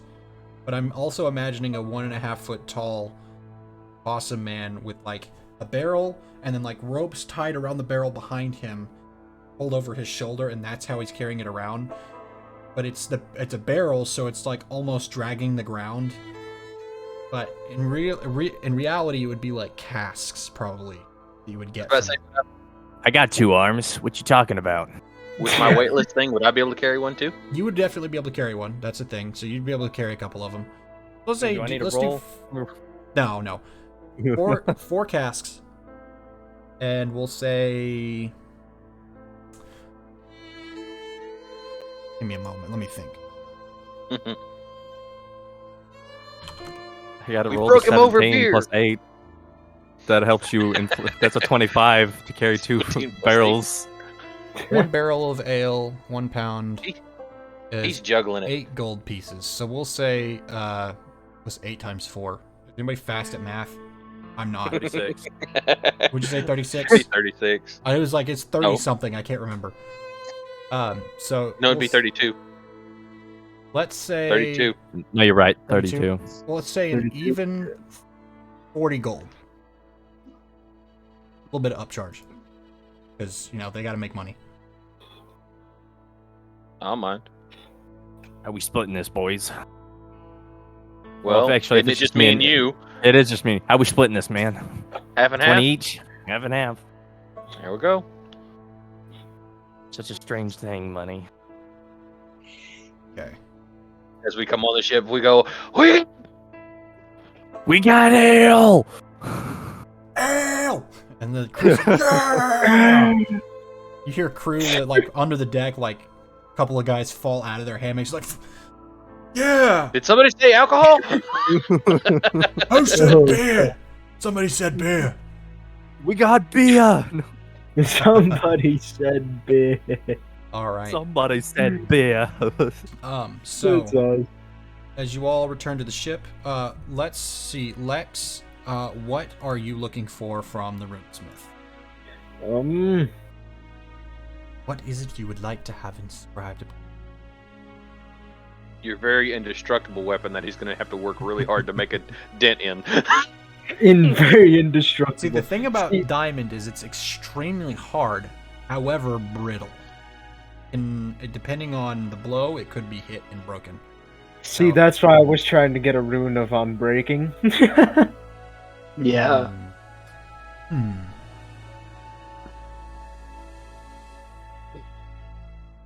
He kind of goes off in thought, as I also I don't think he can. I don't think that's possible. Ooh. Not possible with this guy. Let me Is tell it you possible something. to get a glyph that makes it Fucking- repair itself? You make a weapon that instead of healing you, it heals itself if it gets damaged. Like it A weapon- repairs itself over time if it. It's Breaks Kubachikiri Bocho. Could you If use anybody your got that power to repair it? Let's say. Okay, Like that weapon off of Scissor 7, that if it splits apart, it can come back together. So multiple okay, charge. so one thing that I Yeah. could do, Like a weapon that puts itself back together for breaks. I have the ability to inscribe something with a time glyph. So if something were to break, I might be able to give you a reversal to that breakage.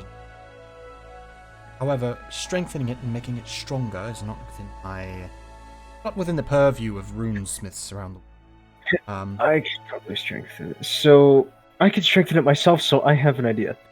Could you possibly? Is there a glyph that I could possibly get that would allow me to infuse, or to allow it to basically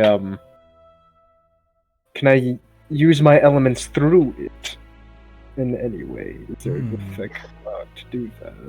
That can allow it to conduct elements. That'd be neat. Yes, I believe I could. Something I... What are you thinking? Stuff like maybe wind, water, stuff like that, earth, perhaps. I can do the three of those. Air, water, earth. Shadows. Even ice. And Shadows. ice. Shadows is a bit beyond my ability. I could probably do that. I can do storms and lightning. Ooh.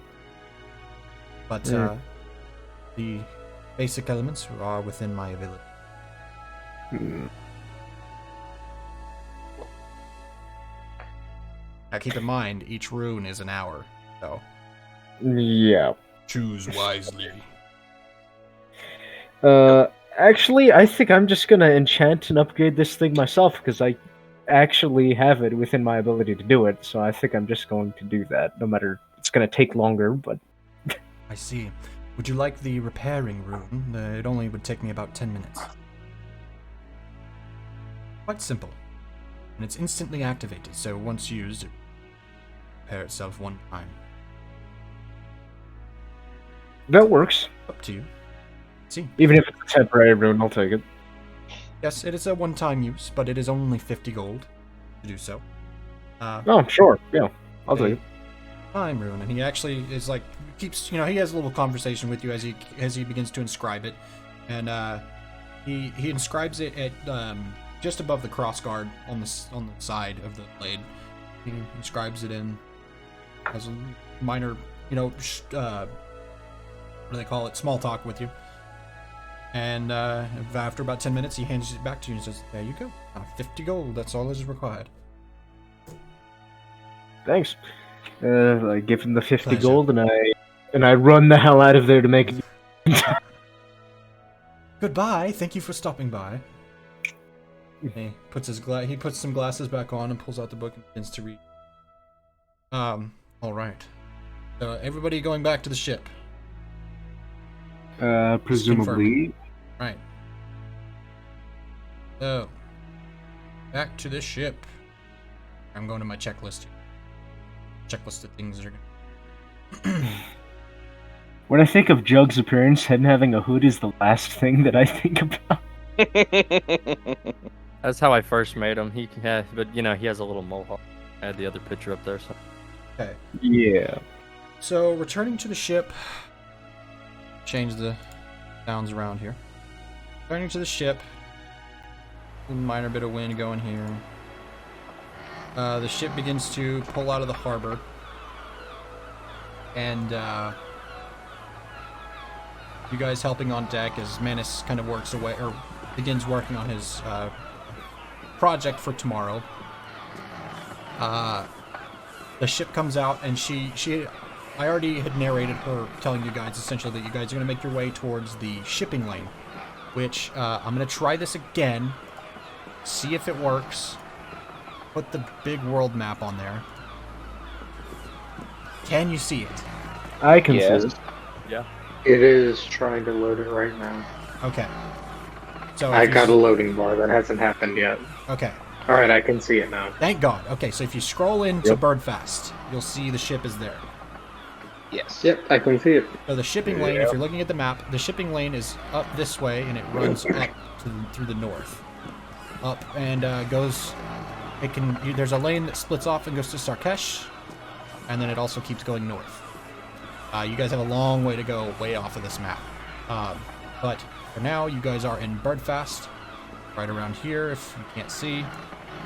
And you guys essentially, because it is later in the day, and she is technically leaving early based on the time frame that she gave.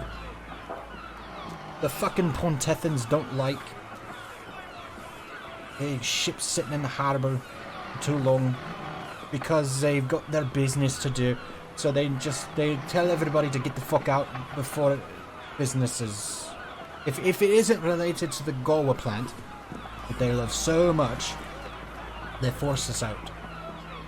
So, rather than deal with them being tricky in the morning, we'll just leave now and set sail in the morning for fucking shipping lanes. So bugger off and do your things, and we'll worry about it in the morning. She's essentially saying, like, just fuck around. We're not, like, hardcore sailing right now. We're just chilling till we find a place to anchor for the night. And then we'll go... We'll actually go somewhere. Potentially shift up about that much on the map. You come out of the harbor and go around the corner. In which case, I will say, Manus, you may roll again for your I'll make my own friends. And we'll say this one will take a couple of days, because the ship is moving now, and it might be a bit trickier.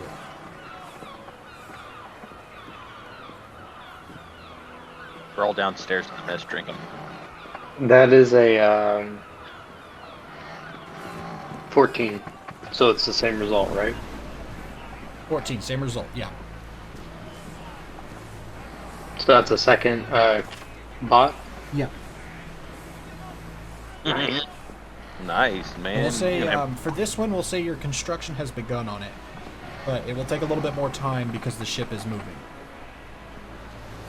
I think I'm gonna do the exact same stats on it. Warrior level 2 and but instead of priest I'm gonna do protector. Okay.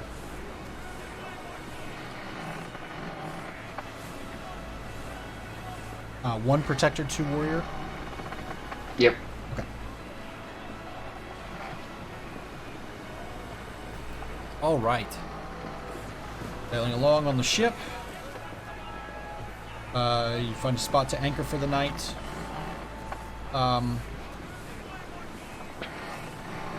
Manus begins to start his next project. And then rising up the next morning, you all get the ship ready to get on the move. And you begin to make way. Alright, we are sailing again, gentlemen. Finally. Sweet. Okay. Awesome. Took literally 4 sessions. Hey, like I said, Berfast I'm not, is never gonna forget us. I'm not pressing you guys. Like, I have the whole thing planned out, but, like, I'm not pressing you guys to hurry, so. I hope they forget you guys us. are on a boat. Alright. We'll just never forget the mysterious figures. So we'll begin the next day. Charge may be replenished, mana may be regained, spells prepared, all things that need to be set for the day, the daily things that you all do, you may do so. I am all full up. Collecting spells, doing mana, blah blah blah. Okay. Who wants to roll the encounter roll? I haven't rolled one yet. I want to roll one. All right, go for it. Roll a I just gotta d20. roll. Add nothing. What's Where's the- my little thing? And had nothing. Let's see how good my luck is, fellas. That's an 8. That's awesome. Oh, good. All right, how did I write this out? It's been a minute. Okay. You wanted a low roll, didn't you? Let's see. How did I work this out? There it is. Okay, I remember. All right. Roll a d6. 6. Additional roll. Oh shit. Wait, do we all roll? No. No, I think it's him for the encounter. You said a 6? Yep. Okay. Fun. I love Fun. encounter rolls. So, Manus working along, doing your typical, Would I Same have thing finished the conversion from my cannon to the gauntlet and the golem by now? I would say, Since they're separate from the second bot, like they're Yeah. just like a. I'd say that would be another day's work to build the bot. The process of doing the cannon part of it, and like that would be a part of the build, making the cannon a part of it. However, actually doing the cannon part and its actual the cannon's function of like the firing and all of that probably is the quickest part. It's the actual building of the bot that will take time. Yeah, but because I'm basically deconstructing the cannon and making the magnetic cannon part into the gauntlet and the the laser part into the new golem that Okay. I'm making. Yeah, so Because really, I saw you can do golem as a gadget instead of the cannon. essentially, the bot, I'm gonna say, will probably take you. Let's do a D4 of days. We'll say that because you're on a moving Alright. ship. So I rolled the D4. It Sounds is a. good. What's that?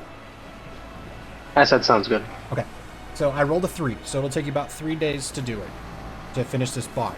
But you've already rolled and you've got your stuff picked, so no worries of it like breaking or something. All right. So sailing along, things seems to be going fine, and you hear a concerning call come from Terragus up in the crow's nest. Where he kind of like, Captain, there's something following us. It's big, but I do not know what it is. Oh, please, God, don't tell me it's what I think it is. You freaking threw a dragon turtle at us, didn't you? He said it could be another ship.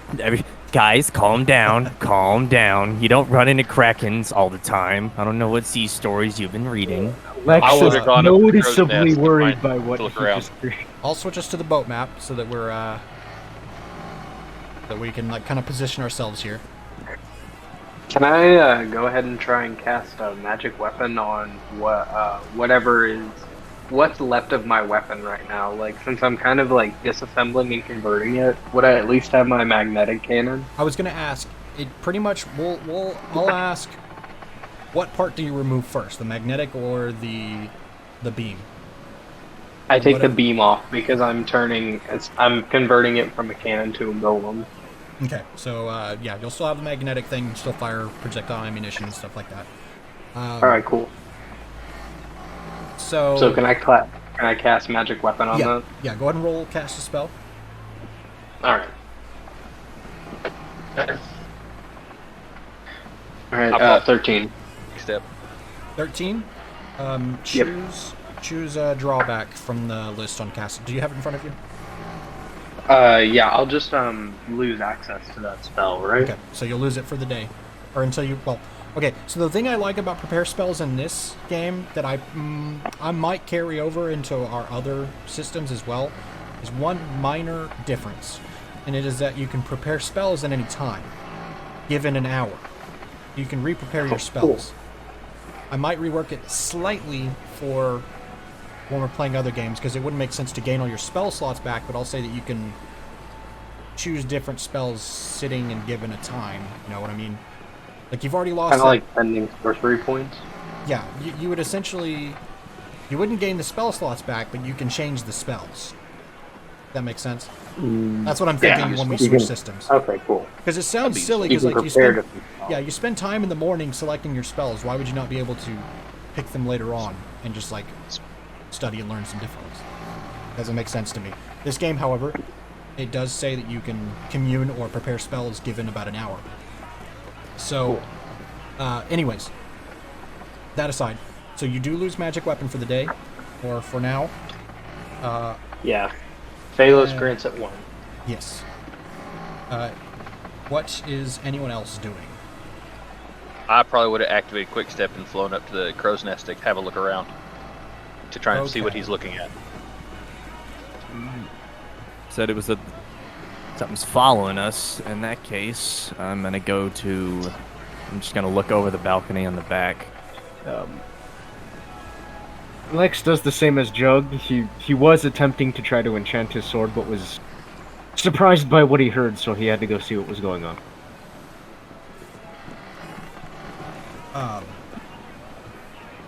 Hang on, sorry, I'm looking at something.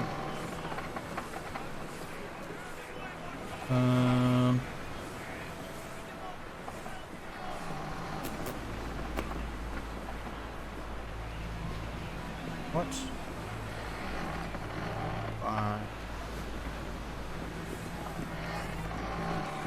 Give me just a second.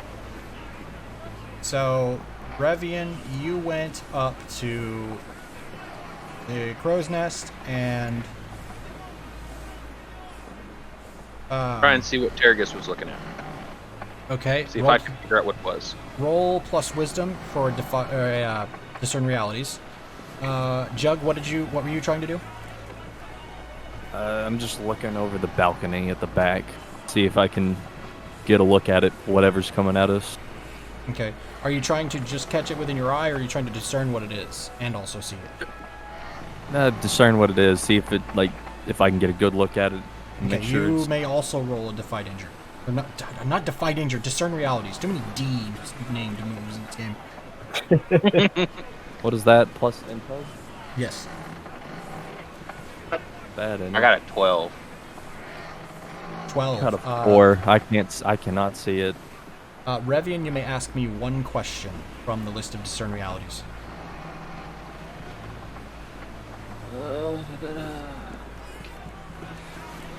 What is about to happen? I'll give you one thing. It's not a dragon turtle. But it is big. And it is about to come towards the ship for some purpose. Is it a ship?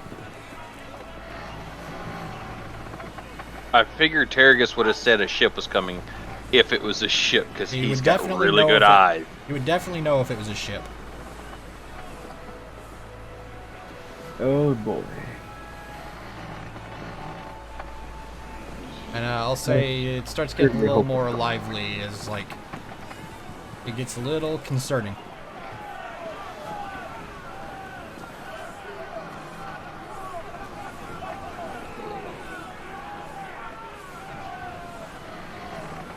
And Captain Stout starts, like, shouting some orders and stuff. What would you guys like to do? Can I make my way up to the deck now that I've cast magic weapon? Absolutely, yeah. So,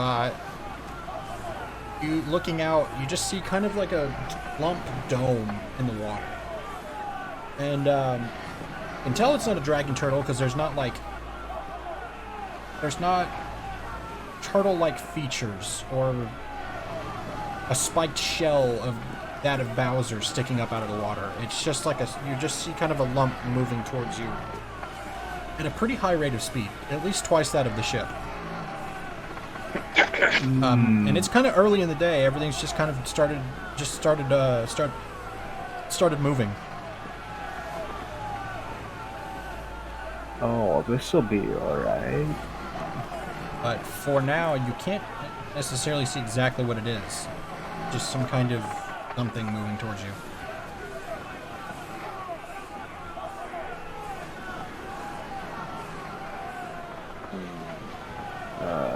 Could I possibly fly ahead to see what it is?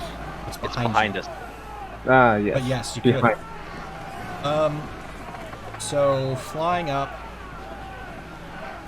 put yourself on the map. You can, like, show me where you're moving and stuff. I'm around up here on the top of the ship. Well, I mean, like, move yourself on the map, like where you're gonna fly to and sit. Around like there, roughly. Okay. So the ship begins, as you kind of hover there, the ship begins to keep kind of moving away from you as you sit and watch for this as it gets closer. And out around here. And you can see it looks, it's got like darker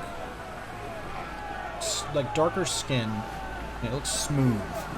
And you can see 4 fins on it.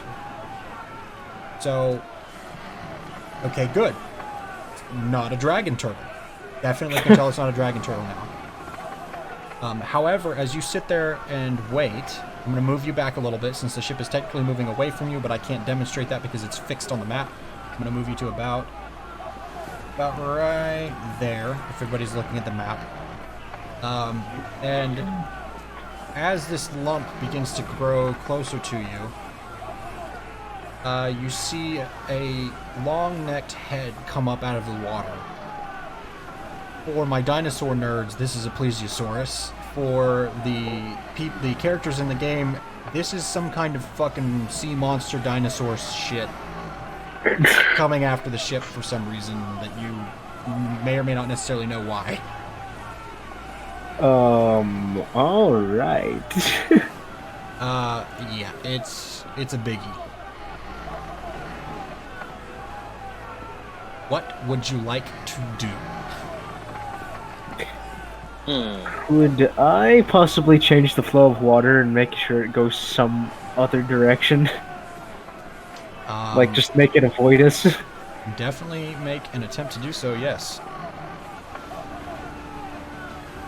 Okay, I'm gonna have to roll wisdom on that, aren't Yes. Roll your mastery, see if you can do so. I? D20 wisdom, come on. What's everybody else doing? I would like to reposition so I have a better. Because you definitely chance of, see like- this head come up out of the water, and you can kind of see I'm- what this is now. Yeah, I'm just gonna move to the back of the ship so I'm ready to fire in case this thing gets closer. Yeah, I'll come back. I'll come down there around them too. Me, Voithos, and the new bot are we're all just kind of set up, ready to start laying in.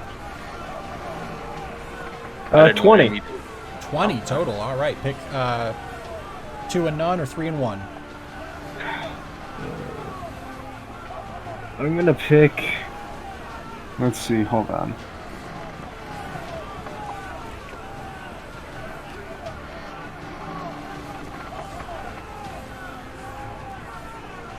Three and 1. 3 and 1. Okay.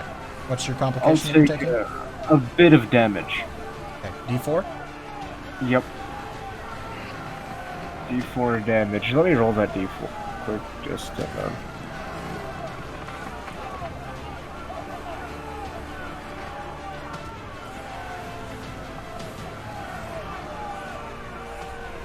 How is it D4 roll? still? It's your D4. How are you fear? Freaking physics. Because Okay, yeah, that's a straight 4. Lovely. 4, alright. You take 4 damage. Unfortunate. I had 15, so I should have like 11 HP now. Okay. Alright. So I use the tags strong, forceful, and debilitating. Debilitating, okay. So, I'm gonna take the helm on this one, because I have an idea of what this looks like. So, Lex kind of heads out, and what, give me the sort of motion that you do with, like, do you make a motion with your arms? Do you do anything? What does Lex do to make this happen? He takes his left arm and he kind of swings it to left as hard as possible to signify the direction that the water is supposed to flow in. Okay. So, as he waves his arm, all of the water, kind of the same pattern water disturbance that's going on everywhere else, begins to violently reverse, and it looks like just a water spout from nothing opens up in this big area and begins to push back against this, monster thing. And I'm going to, because difficulties of the map and things, I'm gonna move the thing back a few spaces. I'm gonna move you also back with it as you sit there and kind of hold it away. What is anyone else doing? Do you guys have anything that you want to try and do here? Or are you just waiting for Lex's return? I'm just waiting on Lex. I don't really got anything else I can do right now. It doesn't take me long to activate my gauntlet, so... I could fly to him, but there's not really much I could really do aside from throwing a tornado at it, which Okay. he could probably get out of the way quickly. Yeah, I'm not. I'm just waiting. And I okay. don't want to piss it off if I can help it. So, we'll go into another round as you sit there and hold it. Debilitating, it's strong, it's like pushing it away, as well as like holding it back at the same time. So I'm going to say it's going to start to move it back from you a little bit. So I'm going to move it a little further, and then I'm going to move you just a smidge. As the ship kind of moves away. Or actually, it's beginning to move away from you, as well as the ship is moving away from it.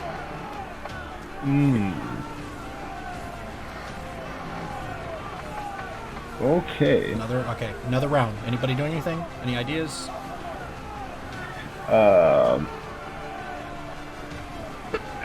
Anybody? Any ideas? What do you want me to do? Could we Punch the try ship to to make it like go faster. then explode some powder charges in the water to try and scare it off? Like be really loud? I'll start putting wind in the sails. That's Right. another good idea. Roll your cast I spell. could. What do you think, Jug? I like Manish's idea. Just light a powder keg and then I just toss it as hard as I can towards it. Yeah, I was thinking like let's just be loud and try and scare it off while we try to like put more wind in the sails to get away after Lex gets back. Got 20. Ooh. Ooh. We're about to take off, Lex. You might want to hurry up. I think I'll we should say, still throw a powder charge if Jug wants to help me assemble that. So you Me all and my watch as Revian turns and just kind of swooshes his hands and the ship lurches. Which it would lurch forward, really, kind of like tipping downwards. The captain actually, she's like, "What the fuck? How the hell? Alright, run out of the studs, let's get this shit moving faster. The fucking thing's coming." She's like screaming, of which I can't do, but she's like screaming at the fucking crew, like, "Let's get this fucking moving!" Alright. Let's move him back. Move you back slightly. Lex, in this new round, we'll say we're picking up right here. What are you doing now? Could I try to freeze it to make it stay there? Roll Possibly. mastery. Oh God, wisdom. All right, wisdom. Don't fail me now. Wisdom. Actually, because he did that, I want to move you guys even further. Oh, that.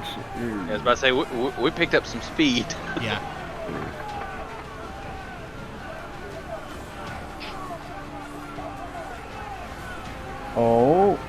Oh, stay, please. Do not roll over. Stay.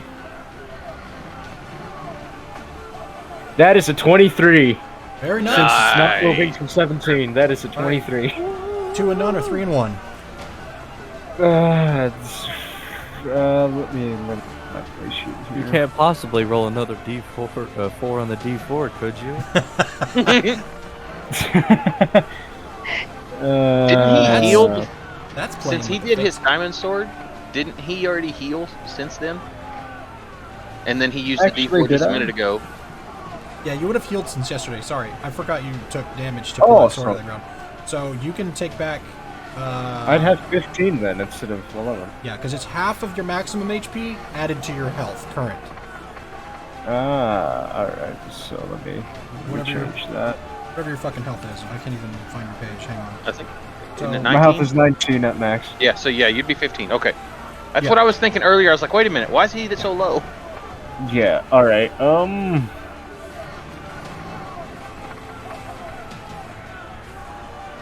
tell me what happens. Pick your- I do not. I stay with the 2 and I use, strong and long lasting. And Okay. And you're I freezing. freeze the hell out of that thing. I jump on it and freeze it manually. Okay, so Like, anime sequence here. You oh like god. like holding your hand out, holding the water, pushing it back, kind of like dash forward, taking your flight, coming up to it, and you fly up around it, and it like tries to snap at you and misses a couple of times as you fly over its body. As it spins its head around and it's like still swimming forward but looking at you with its really big long neck staring back at you. Describe what it looks like as you freeze over pretty much its entire body. I put both of my hands on its back and just start to freeze him from there, All right. pretty much. So you just like grab and just, and it begins to just shell over in ice, completely freezing over. Like as it's still freezing, like the flippers are like breaking loose of it, and then it begins to cover it regardless as it like tires out, and it begins, and it just kind of turns into a block of ice, just kind of like slows to a stop. As you guys, based on the movement of the ship and all that, you guys end up. You guys are gonna have to scroll out of the map a little bit, but you guys end up like over there. Oh my god. Yeah, the ship is. Catch up! The ship is moving. And yeah, it freezes over completely, comes to a stop, and then eventually just kind of like floats up awkwardly with its fins up, and its head is just like looking around, not sure what to do, trying to wiggle out of the ice. What do you do, Lex? I leave it there. I don't want to kill it. I'm just gonna leave it be. You're gonna leave it, and then I guess haul ass back to the ship. Correct? Yeah, pretty much. Can I Yeah. roll to jury rig to like shoot him like a harpoon with a rope so we can like pull him in? Like try and get him in faster? Well, I am flying back. It shouldn't. So he is flying. He can go pretty. He could go fast enough to probably get there with like essentially double move and all that. He could probably catch up with flight. The ship is going fast for a ship and fast compared to that thing because he rolled a natural 20, but it's not outrunning someone. It wasn't a nat. Well, it was a very high roll, but someone who has the ability to fly and go about 60 feet in the air per turn unperturbed. I'd say also with the wind pushing him a bit faster because of Revian. Because now the wind is just like all in that direction, just pushing the ship forward violently. Yeah, you make it back onto the ship. Crisis abated. Neat. Nice. Abated and avoided.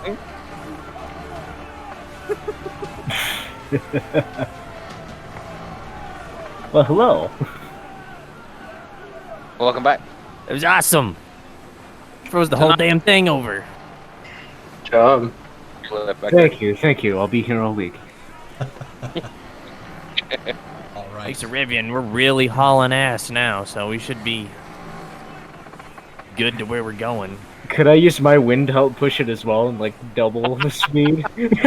Sure, fucking. I Smash, won't even make you roll. I'll say like Revian gets the back, and Lex, you go up and you. Where do you stand to do this? We'll say you do like the front two masts, the two foremasts. Around there's pretty much fine. Just like on the deck.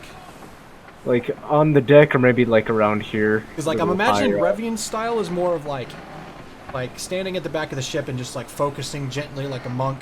But I feel like your style would be more like get up in like the quartermast, which is like the little crow's nest thing that's about halfway up, and then just like holding the rope and just doing like this sort of motion.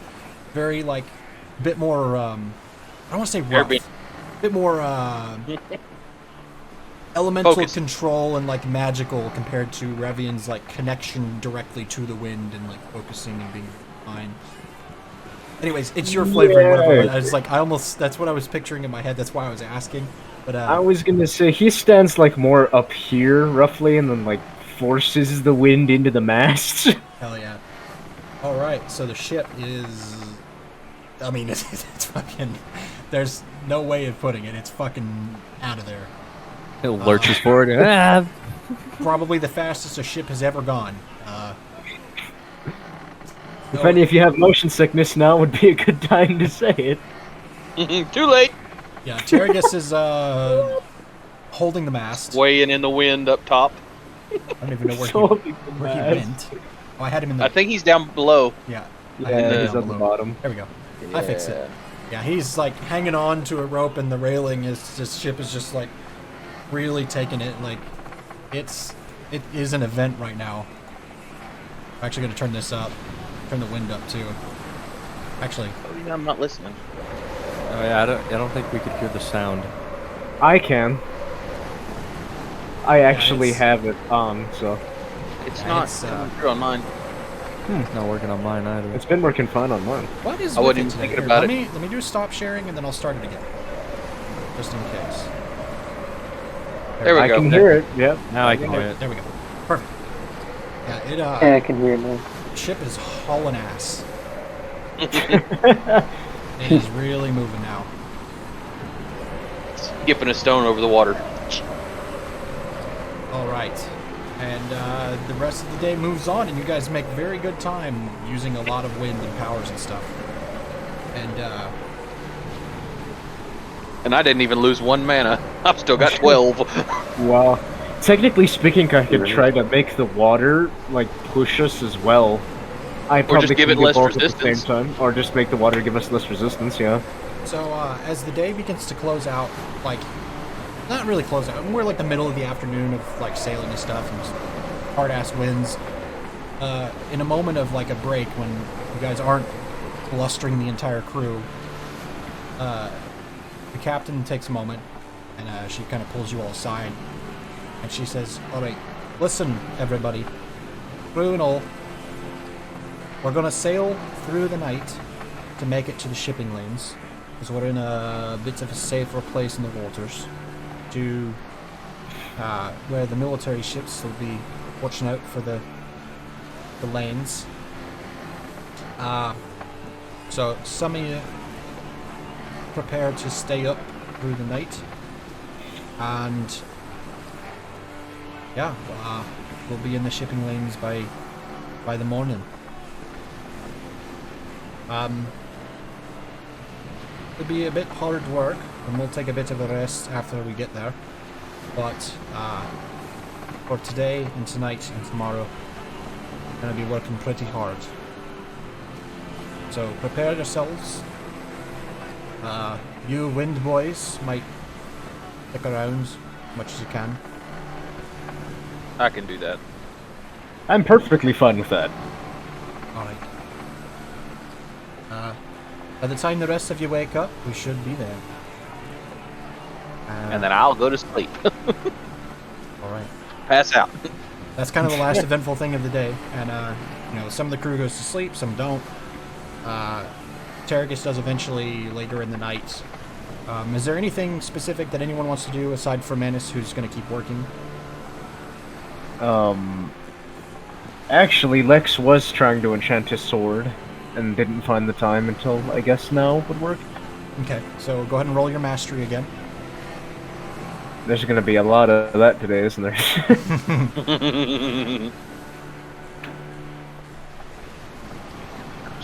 Oh, please tell me it stays there. Please. Please tell me it stays there. No! Oh, don't move from there, that's worse. Oh, dang it, it got stuck on the wall. Son of a freaking... I would roll a 15 if I kept this. Yeah, 15, I'll tell you. 15's fine.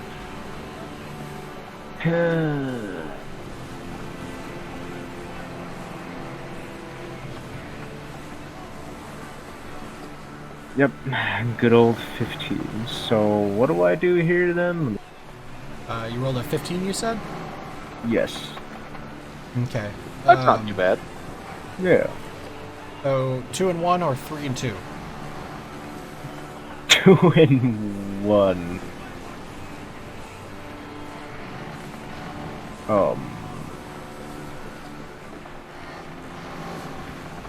So, I take another d4 damage, which I'm going to now roll for. You probably should have started that at the same time. Probably.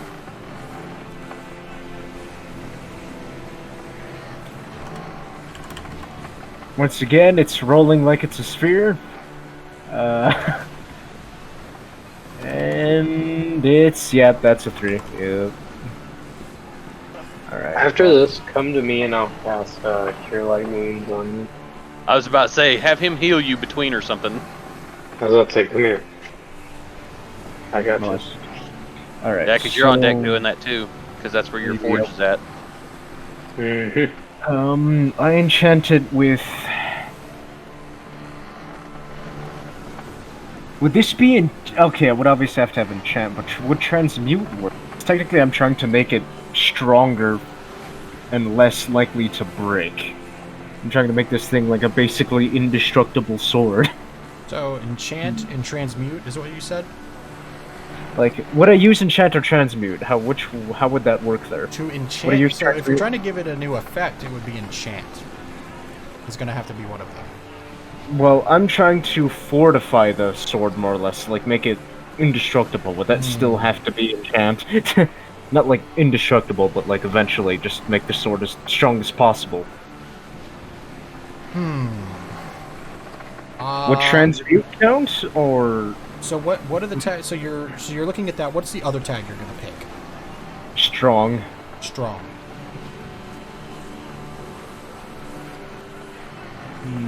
Is what I was Let me going see. to say is if you pick shape and transmute, that might work. Because what I'm going to say is you could essentially rearrange the crystalline structure on the inside of the diamond of the sword, whatever. The crystal material of the sword, and essentially make it like a diamond but better. So it's now a saber made of diamond, but it's like perfected diamond to the extent of So like flawless diamond, it's essentially flawless diamond. It like, yeah, I'll say. But the trick is, you've already rolled, so it is a success. So I'll say that you begin this process, and it's going to take some time. For typical normal use, you're not really, after your first little session of sitting with it, you're not really worried about damaging it in any way. It's probably pretty sturdy. But you'll have to probably set aside time to just sit and like kind of focus into this sort of transmutation that you've begun to make to it. No rolls after this, essentially is what I'm saying, but you can just like sit and just like kind of focus on it every now and again when you have downtime and make it better. Just kind of, and then it will eventually, I will give you the indestructible tag, but it will take some time. 'Cause that's a pretty big ask of the diamond in the structure of the object. Does that work for you? That works for me. Okay, perfect. If that didn't work, I was just gonna chant it with like Strength of Earth so that it would just not break. That was my other idea. But this probably works out better, so... Yeah,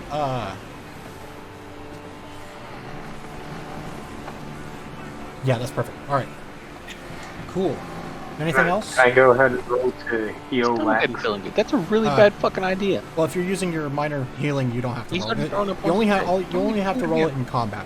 Because in a rotes, Okay. in a typical situation, or you just do it. It's there because there's no stress on the situation, and it's a spell you know super well. It's like that's why I restructured it for like the combat, because you won't be taking penalties if you roll a mixed success. It's more that you get benefits if you do a full success, rather than the other way around. Okay, cool. So for non-combat, you just kind of walk over, put your hand on his shoulder, and you feel some of those wounds inside, kind of like the metaphysical wounds that you're taking to do this enchantment heal over, as you're like kind of focusing on the sword, kind of holding it, just like watching it flex and change in some places as the properties begin to shift. And Manus kind of walks up behind you, puts his hand on your shoulder, and you feel kind of warm and nice. And then you go back to enchanting, and Manus continues to work. The night comes in, passes, and we move into the next morning. The next morning, it's pretty early, but it's hard to tell.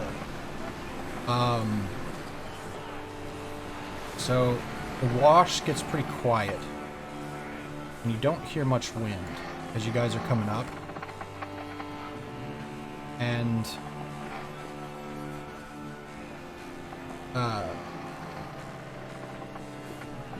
try to find the right note. So the captain kind of calls everybody up onto the deck, and you come up, and what you see is maybe what you expect her calling everybody up for, and it is thick and it's fog that you're sailing into. Just, alright everybody on the deck, let's get ready. I need eyes out in the water at all times. Keep your eyes peeled. We're in the shipping lane now, but we have to watch out for other ships. When the sun comes up, it will burn this off. But keep your eyes open for other ships so we don't crash. It would be awful if we crashed. I don't want to crash. Unfortunate and not helpful. Alright? Got it? Get to fucking work. Let's go. We also don't want to run into another one of these. What? Scroll out and you'll see it. Scroll out and you'll see it. Oh, yeah. Oh my god. Yeah, the happy plesiosaurus. That's boy. Okay, so sailing along, you guys actually, while sailing along in this, as you're sailing into the fog, and since coming up on deck, you kind of hear what is kind of minorly concerning. Kind of in the distance, you hear a little bit of like thunder rolling. Draws a little bit of concern. Because number one, you're in fog. Number two, you don't know which direction the storm is coming from because the waves are kind of stilling due to the fog. And that makes it hard to pinpoint where the storm is coming from. You hear it occasionally thunder rolling in the distance, sail through the fog. Would anyone like to do anything specific? About the only thing I could think of for me would be to watch one of the sides and use my wind talker to see if we're close to any ships. So as you begin to speak to the wind, you get nothing. It does not respond. That's very suspicious. No spirit. And as you're kind of having this moment of like, hello? You know, like someone answered the phone, but no one said anything. You're another roll of thunder. Another. Well, shit. And Very. continuing, I'd probably be up here watching off the side. one of you may roll plus wisdom. For me really quick. Who has the highest Oh. wisdom? That would be me. I was about to say, I only have +4. Him or Jack. I actually don't know if Jack's is higher. I don't think it That's 5. might not be. I don't know.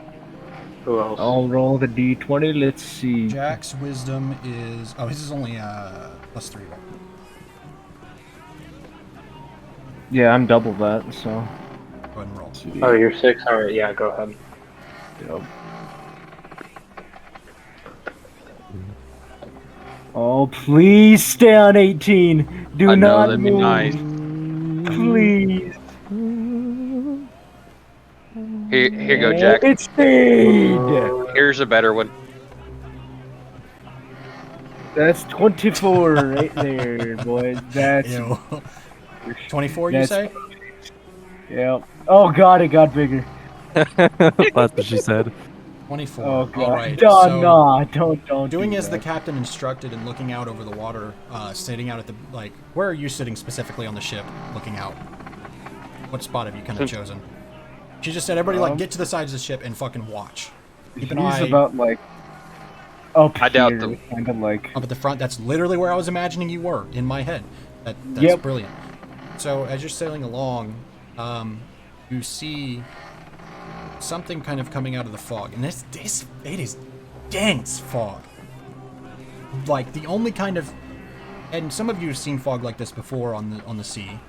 There's also what some of you that are sailors that have been sailing for a while, Manus and Lex specifically, would know something called the dim veil.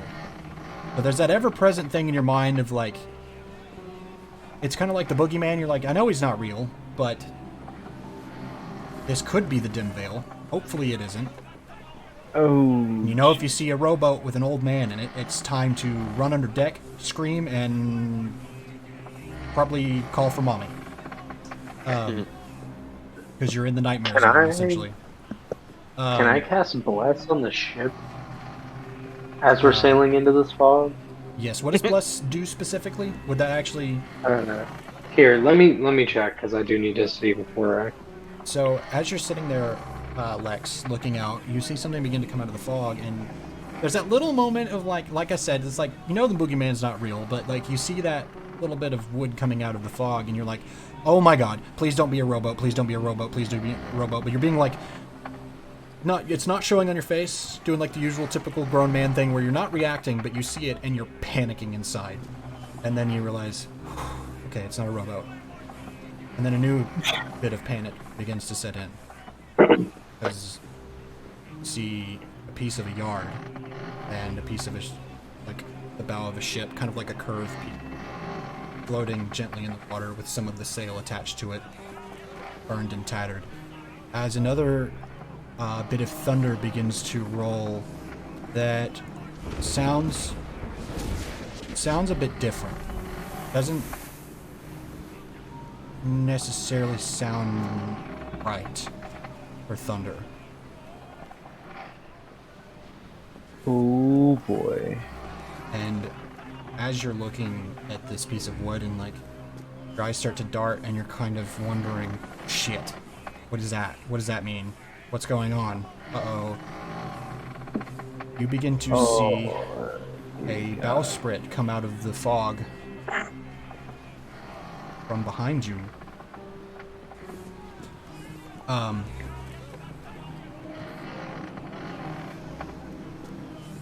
Coming from, well, if you're looking at the map, it's coming from this direction of the ship. And that is when you hear Tergus call out from the crow's nest, says, "Captain! Ship to the port astern!" Which means over here. You all look back as he calls that, and as Lex begins to look, and you see a bowsprit coming up of a ship. And then coming out of the fog, you begin to see men up on the sides of the ship, cutlasses in hand, pistols, waving, shouting, yelling, pointing at you all as they approach, and like, "Come on! Come on! Ah!" Like screaming, being fucking crazy pirate people. And I would have immediately run back over this direction and throw like a wall of wind at them to try and knock them off the side of the ship. all right, go Their for it. Off out of their ship. All right. What'd you Would do? you Oh, that believe works. That's a 25. Jesus. 25, you said? Yeah, because I got +7. I rolled an 18. All right. Do you get to choose off of that, right? Yeah. It's either, well, in this case, I probably would have used the increased effect to try and shove them over out of the way. Okay, yeah. You definitely, you wall of wind, and, as you're pushing the wind over the back end of the ship, you watch several of them actually go flying over the other end of their own ship and go flying off the other side. As the ship begins to slowly come up on your side, lining up for a shot. Everybody place yourself on the battlefield. And prepare to roll for initiative. Oh, son of a... Still loading, so... Oh, this let's ship's see. tiny. Yeah, you guys are on a man of war. This is a galleon. They're excited. Ooh, shiitake. Oh. Captain there. Terragus is in the crow's nest, of which I moved inboard. Didn't play her properly, but we're going to ignore that. I'm going to leave Phoebe and Reggie off the map for now because they're under deck. Yeah, and as this ship begins to come up on you guys, the captain goes into fucking battle mode, and she says, "All hands to stations! Get your fucking guns runned out! Run on irons! Load the guns! Prepare to fire!" I'm loading What? a gun. What are you all doing? Are you jumping on guns with the rest of the crew? Should I load you in the gun? Oh, God. Or should I just throw you after you fire it? We've been thinking about this for a while now. We have. And I took an ability that adds 1d6 and 2 piercing to whatever I throw.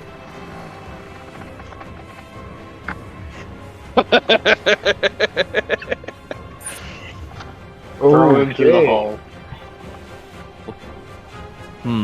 We'll save that for later. I don't want to. I've Then I learned would my probably limit have been- these past few days. I don't want to be shot at immediately. Could I raise a wall of ice over their bottom row cannons so they don't get to shoot our ship directly? Yeah, go ahead and roll your mastery. So everybody besides Lex is getting on a cannon.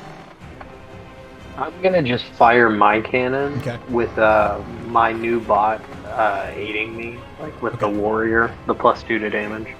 I'm gonna fire a normal shot and spend a charge to fire with intelligence. Okay, go ahead and roll that up.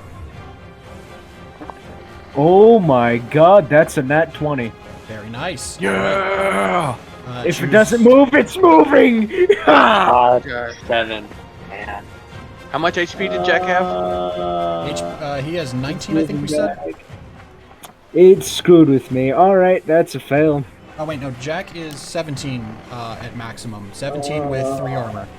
With his focus. Albert, why do you hate me so? Where should I stick him? We'll I say, made him. We'll say he's on a cannon as well.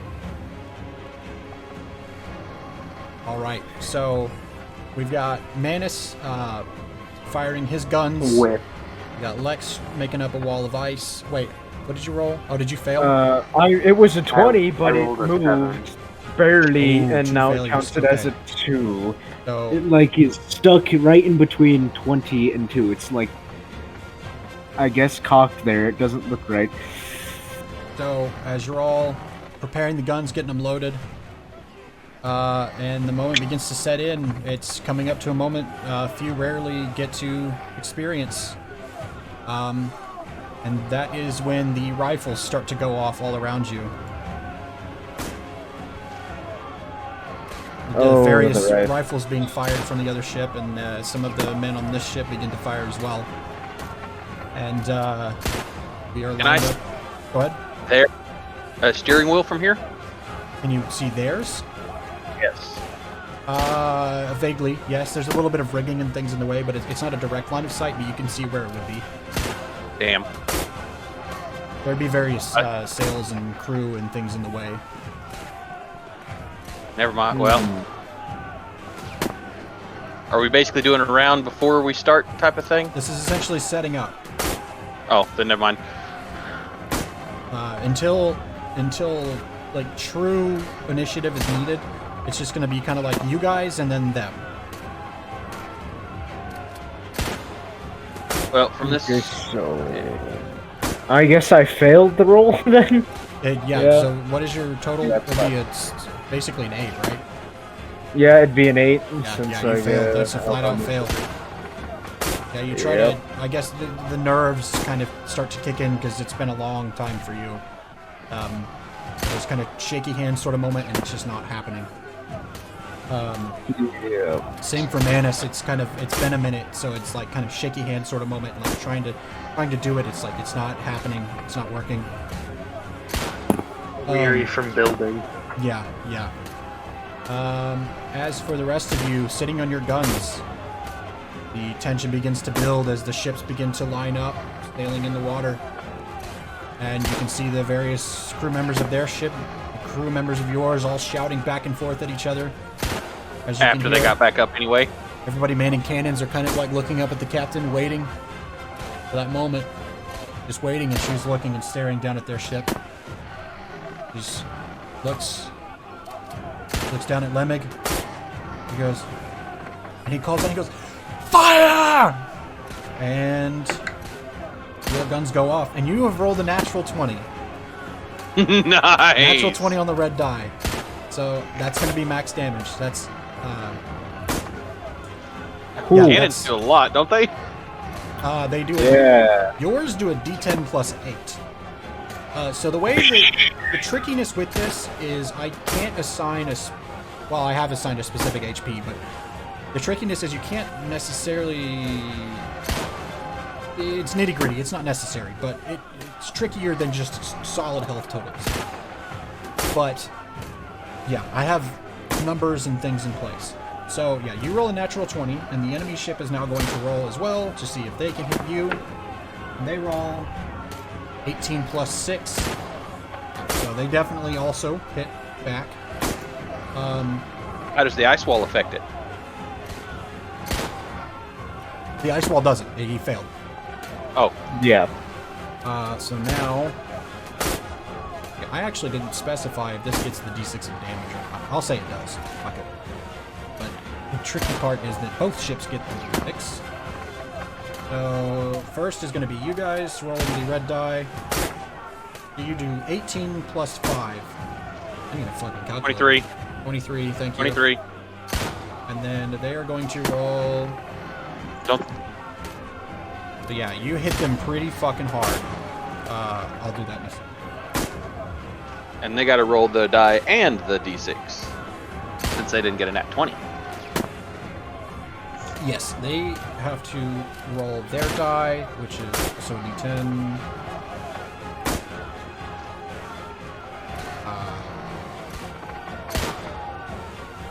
D10 plus 1 plus 6.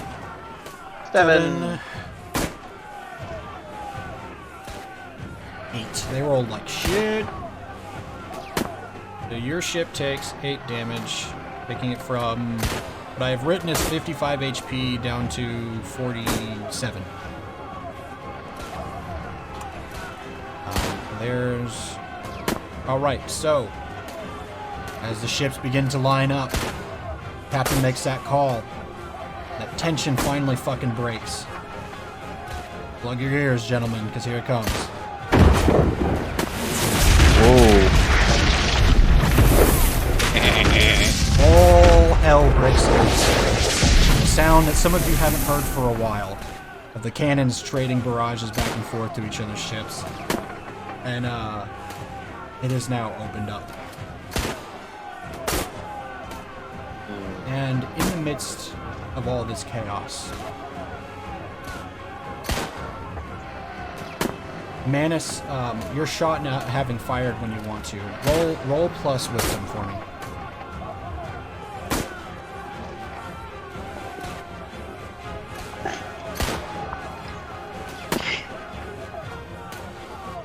By the way, since we don't have to be... 22. 22? Nice. Very nice. What'd you say? I was about to say, since I know we don't have to be sneaky, I would have had my armor activated. Yeah, sure, definitely. Oh, for sure. As this first barrage goes off and rifles are trading shots back and forth, and you're like reloading your cannon with Voithos and re-preparing. As you're kind of facing like this direction, down on your knees, like having Voithos load the gun, facing this way,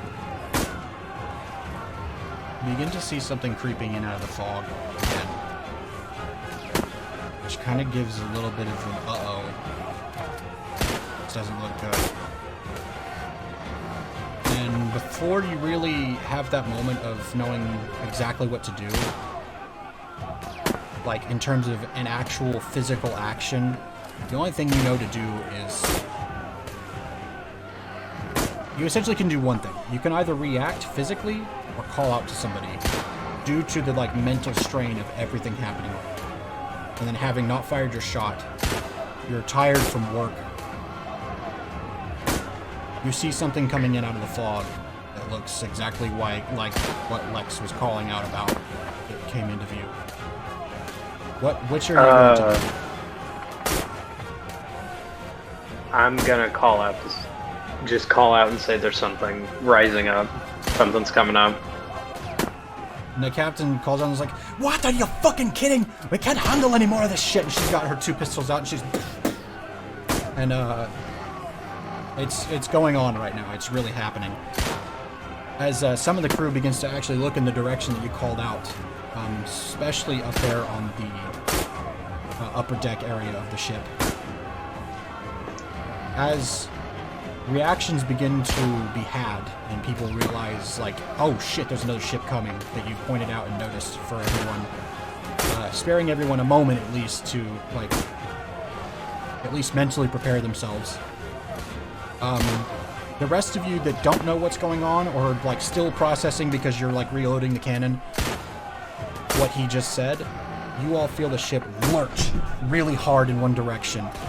And Actually, it would be the other way. You like fall. You all lurch backwards and like almost fall down as the ship is rammed by a very solid-looking ship. It's all there. And as it is rammed, you hear some immense breakage underneath the ship. As the first thing that you see, I'll say Manus since you're looking in that direction. As this hits, the first thing that you see is a very large figure come up over the bowsprit of the other ship. It's like now over the top of yours, as it's kind of like come up a little bit over the side of the ship.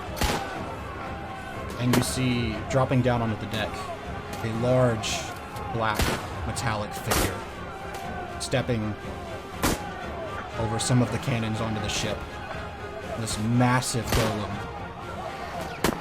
made of some kind of metal material, standing at like 10 feet tall, steps down, takes his fist and shoves it straight through the chest of one of the crewmen, throws it out into the water, grabs another one and throws it straight out into the ocean, and then begins bearing down and just goes and just begins and he's like throwing crew members aside and is wreaking havoc on the side of the ship. I would Am I have in a immediately headed position that to take direction. a shot at him? As you begin to aim to take your shot, Voithos pulls on your coat on the side and says, "Sir," and he almost sounds shaken. "That's Megalo. Who is? That is Master Therod's golem." Oh, And it is bearing down. alright. It is making its way unbothered. Can I try to jury rig something to stun it? Not really, like, hurt it? Yeah, what are you thinking? Like, it's like, since my cannon's magnetic, maybe like overcharge on the magnet and use like a smaller shot to like hit it with a lot of electrical energy. Sorry, I'm on the wrong... Oh, sorry, I was on the wrong character sheet. Say that again? Like maybe like use a smaller shot to hit it with more electrical magnetic energy to like hit it with like, it's kind of like an EMP shot. Oh, yeah, like is what stun I'm it out with thinking. an EMP. Yeah. So, yeah, go ahead and roll your jury rig. Roll plus intelligence.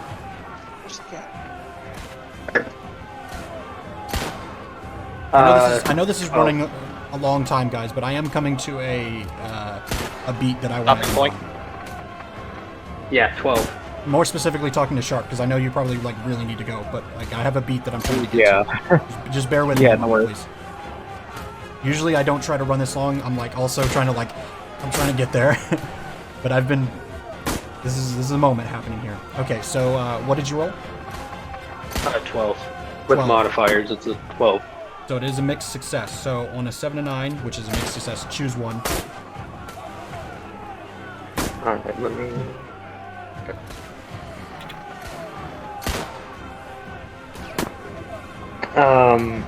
I'll just I'll spend another charge, bring myself down to 1 charge, and Okay. So you fire off, and this like electrical charge comes out and hits what you now know is called Megalo. And Lex, have you turned to look at this yet? Are you facing this issue currently at hand? Yes, he's definitely watching. 2 things. You know that ship, and you know that bot. Me? Yes. The bot Oh, sat crap. and basically rotted under the deck of the ship for a very long time, for your whole life, as long as you could remember. It did nothing. It never worked. They couldn't get it to work. Your father tried, and he just couldn't get anything out of it. He didn't know anybody that was an artificer to make it work. Oh, It never please don't worked. tell me that's the ship that I think that is. But you know the ship, and you know the bot. You don't know what it's called, but you overheard Voithos say something about a Megalo.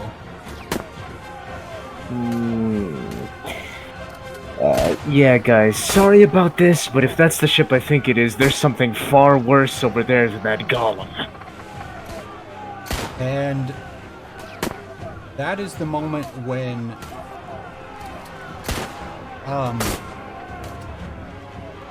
you start to feel a little funny. You watch as Megalo's standing there just like kind of jittering, stunned from the EMP shot. Suddenly it stops and he begins walking forward again. And then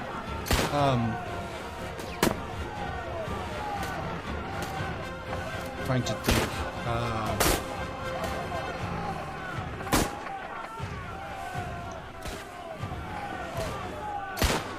Yeah. So, whoever has their glyphs activated, so your vest turns back into just a vest. Jug, if your gloves are currently metal, they turn back to just your gloves. I hadn't activated them yet.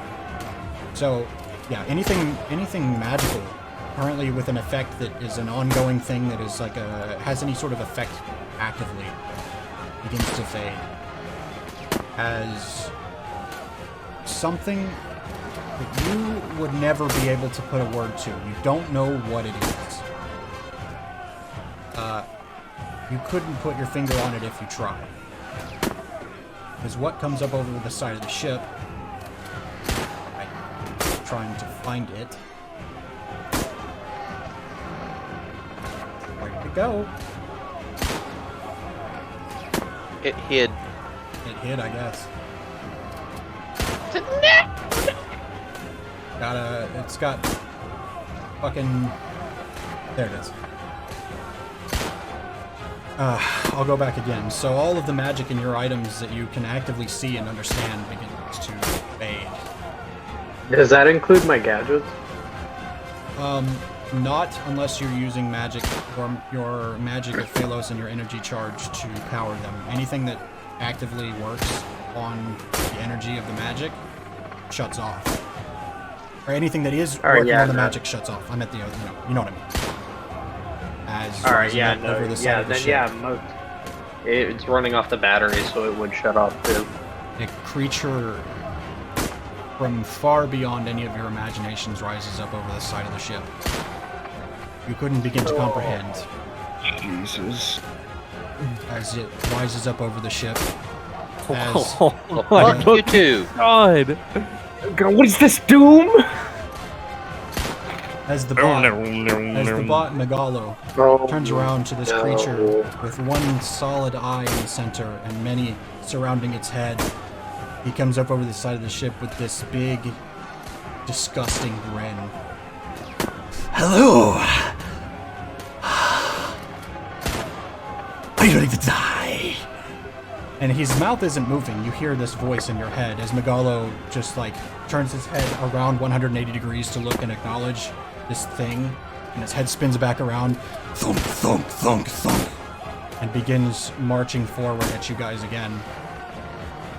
And can I catch a break?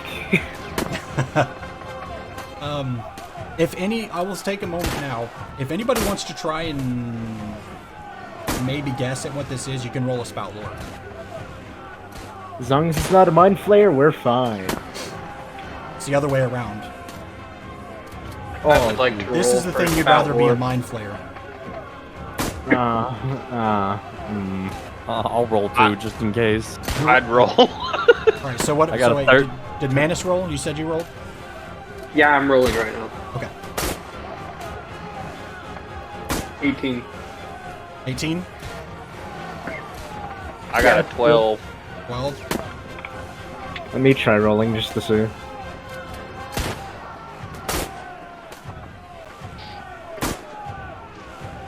I'll wait till yours finishes. If it decides to. It rolled straight into the wood and is still teetering. I don't know why the hell. But it looks like it's pretty much just gonna stop on 6. So 6 So plus 12? your int is not No, a that's lot. 8. 8? Yep. Yeah, with my intelligence modifier is like 2, so yeah, that'd be like 8.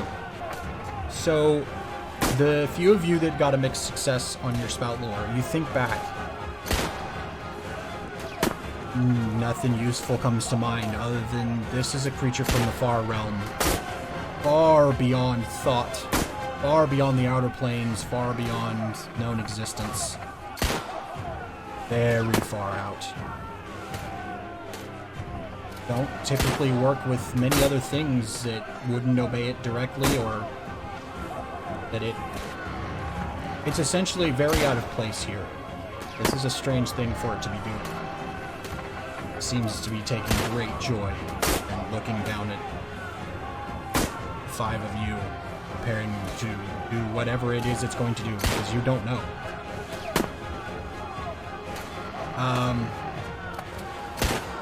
Yeah, like you just, other than that, you don't know. It comes from way far beyond thought. Known reality.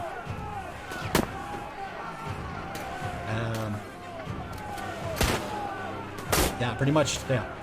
As you hear it call out into your minds once again, and you see the crews begin to like stumble backwards. They're like trying to run down the deck of the ship and get away from it. Some of them are like firing their guns at it as they run away. You watch one guy run up with a blunderbuss and prepare to take a shot. Fires it, nothing happens. It just sprays it, and then he just... and one of the eyes blinks and then flashes like a dark, like blackish, purplish glowing ray, and he just drops dead on the deck of the ship. As he looks over, fires another one off, and a guy goes flying off the side of the ship. And he just like begins slowly floating forward, looking at all of you. As in your mind you hear, "Tell me where it is. Tell Crowley where it is now." Perfect. That's actually what I was going to use. Thank you. Let's do... I think they're medium creatures. I don't remember exactly off the top of my head. But this eyed creature floating forward, he'd be about right now. Begins to float forward. And I'll wrap up here by saying, is there any plea to Mommy that any of you would like to make before we end the session? I was going to turn an arrow lance his ass. He's scared the shit out of me. Yeah, as you raise your hand to grab the wind, nothing happens. Oh. Yeah, you raise your hand and it caused it. There's nothing. You're getting nothing. I would like to pray to Phalos to see if they will turn my weapons back on. Like, if they can provide like a divine spark in my gadgets. Roll plus your That's wisdom. all I got. Roll plus your wisdom to see if you can get anything out of it. Lex looks at it and he says, politely, go screw yourself and wherever the hell you came from. It's another 12. Another 12? Alright, choose your complication, or whatever it's called, I forget. The drawback. The drawback with commune? Oh wait, no, you're, sorry, my brain said cast a spell, but that's not what you're doing. No, yeah, I'm trying to take a moment of prayer. You feel a connection, but you feel the magic is dead in this moment. Nothing is on. You can't, even divine powers, you can make a connection divinely, but magic is just not working. There's no spark or energy or activation. Whatever this thing did as it came up over the ship, magic has just stopped working for some reason. Anybody else before we end the session? Anything you'd like to try and make happen? I'm gonna try to run up on this. Where's this robot, I guess? I see this guy is the first immediate threat, and I'm gonna try to grab him. Throw him off the ship. That's exactly what I was gonna try to do, is throw him off the ship. Fling! Yeah, roll plus... What, are you flinging him or are you grabbing him? I wanna fling him. You wanna fling him? I'm sorry, I can't... Just off the side, just boom. Okay. Why is that golem's thighs the largest thing on its body? I'm sorry, it just... Oh shit. It just looks funny to me. He's a thick boy! Roll plus strength. I got a 15. 15, alright. A mixed success. Has 10 plus, but with complications. As full success, but with complications. I gotta get in a better habit of doing that because it's confusing if I say it otherwise.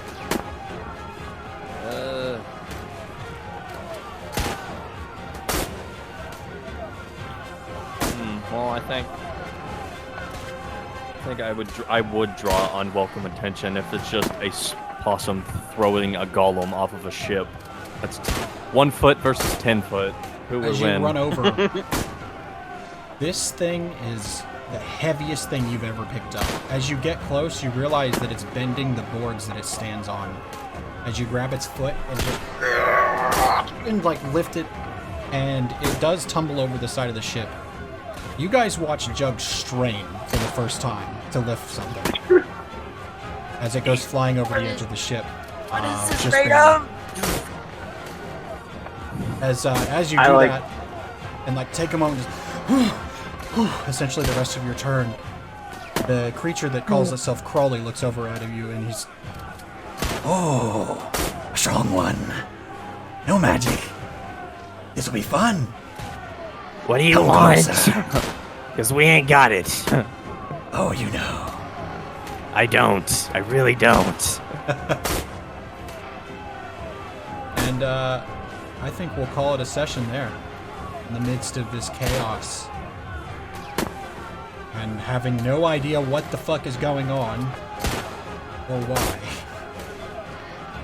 We will call it there. Don't worry, guys. He may be insane, but I think I can talk with him. He's just looking for something. The guy with the lowest charisma.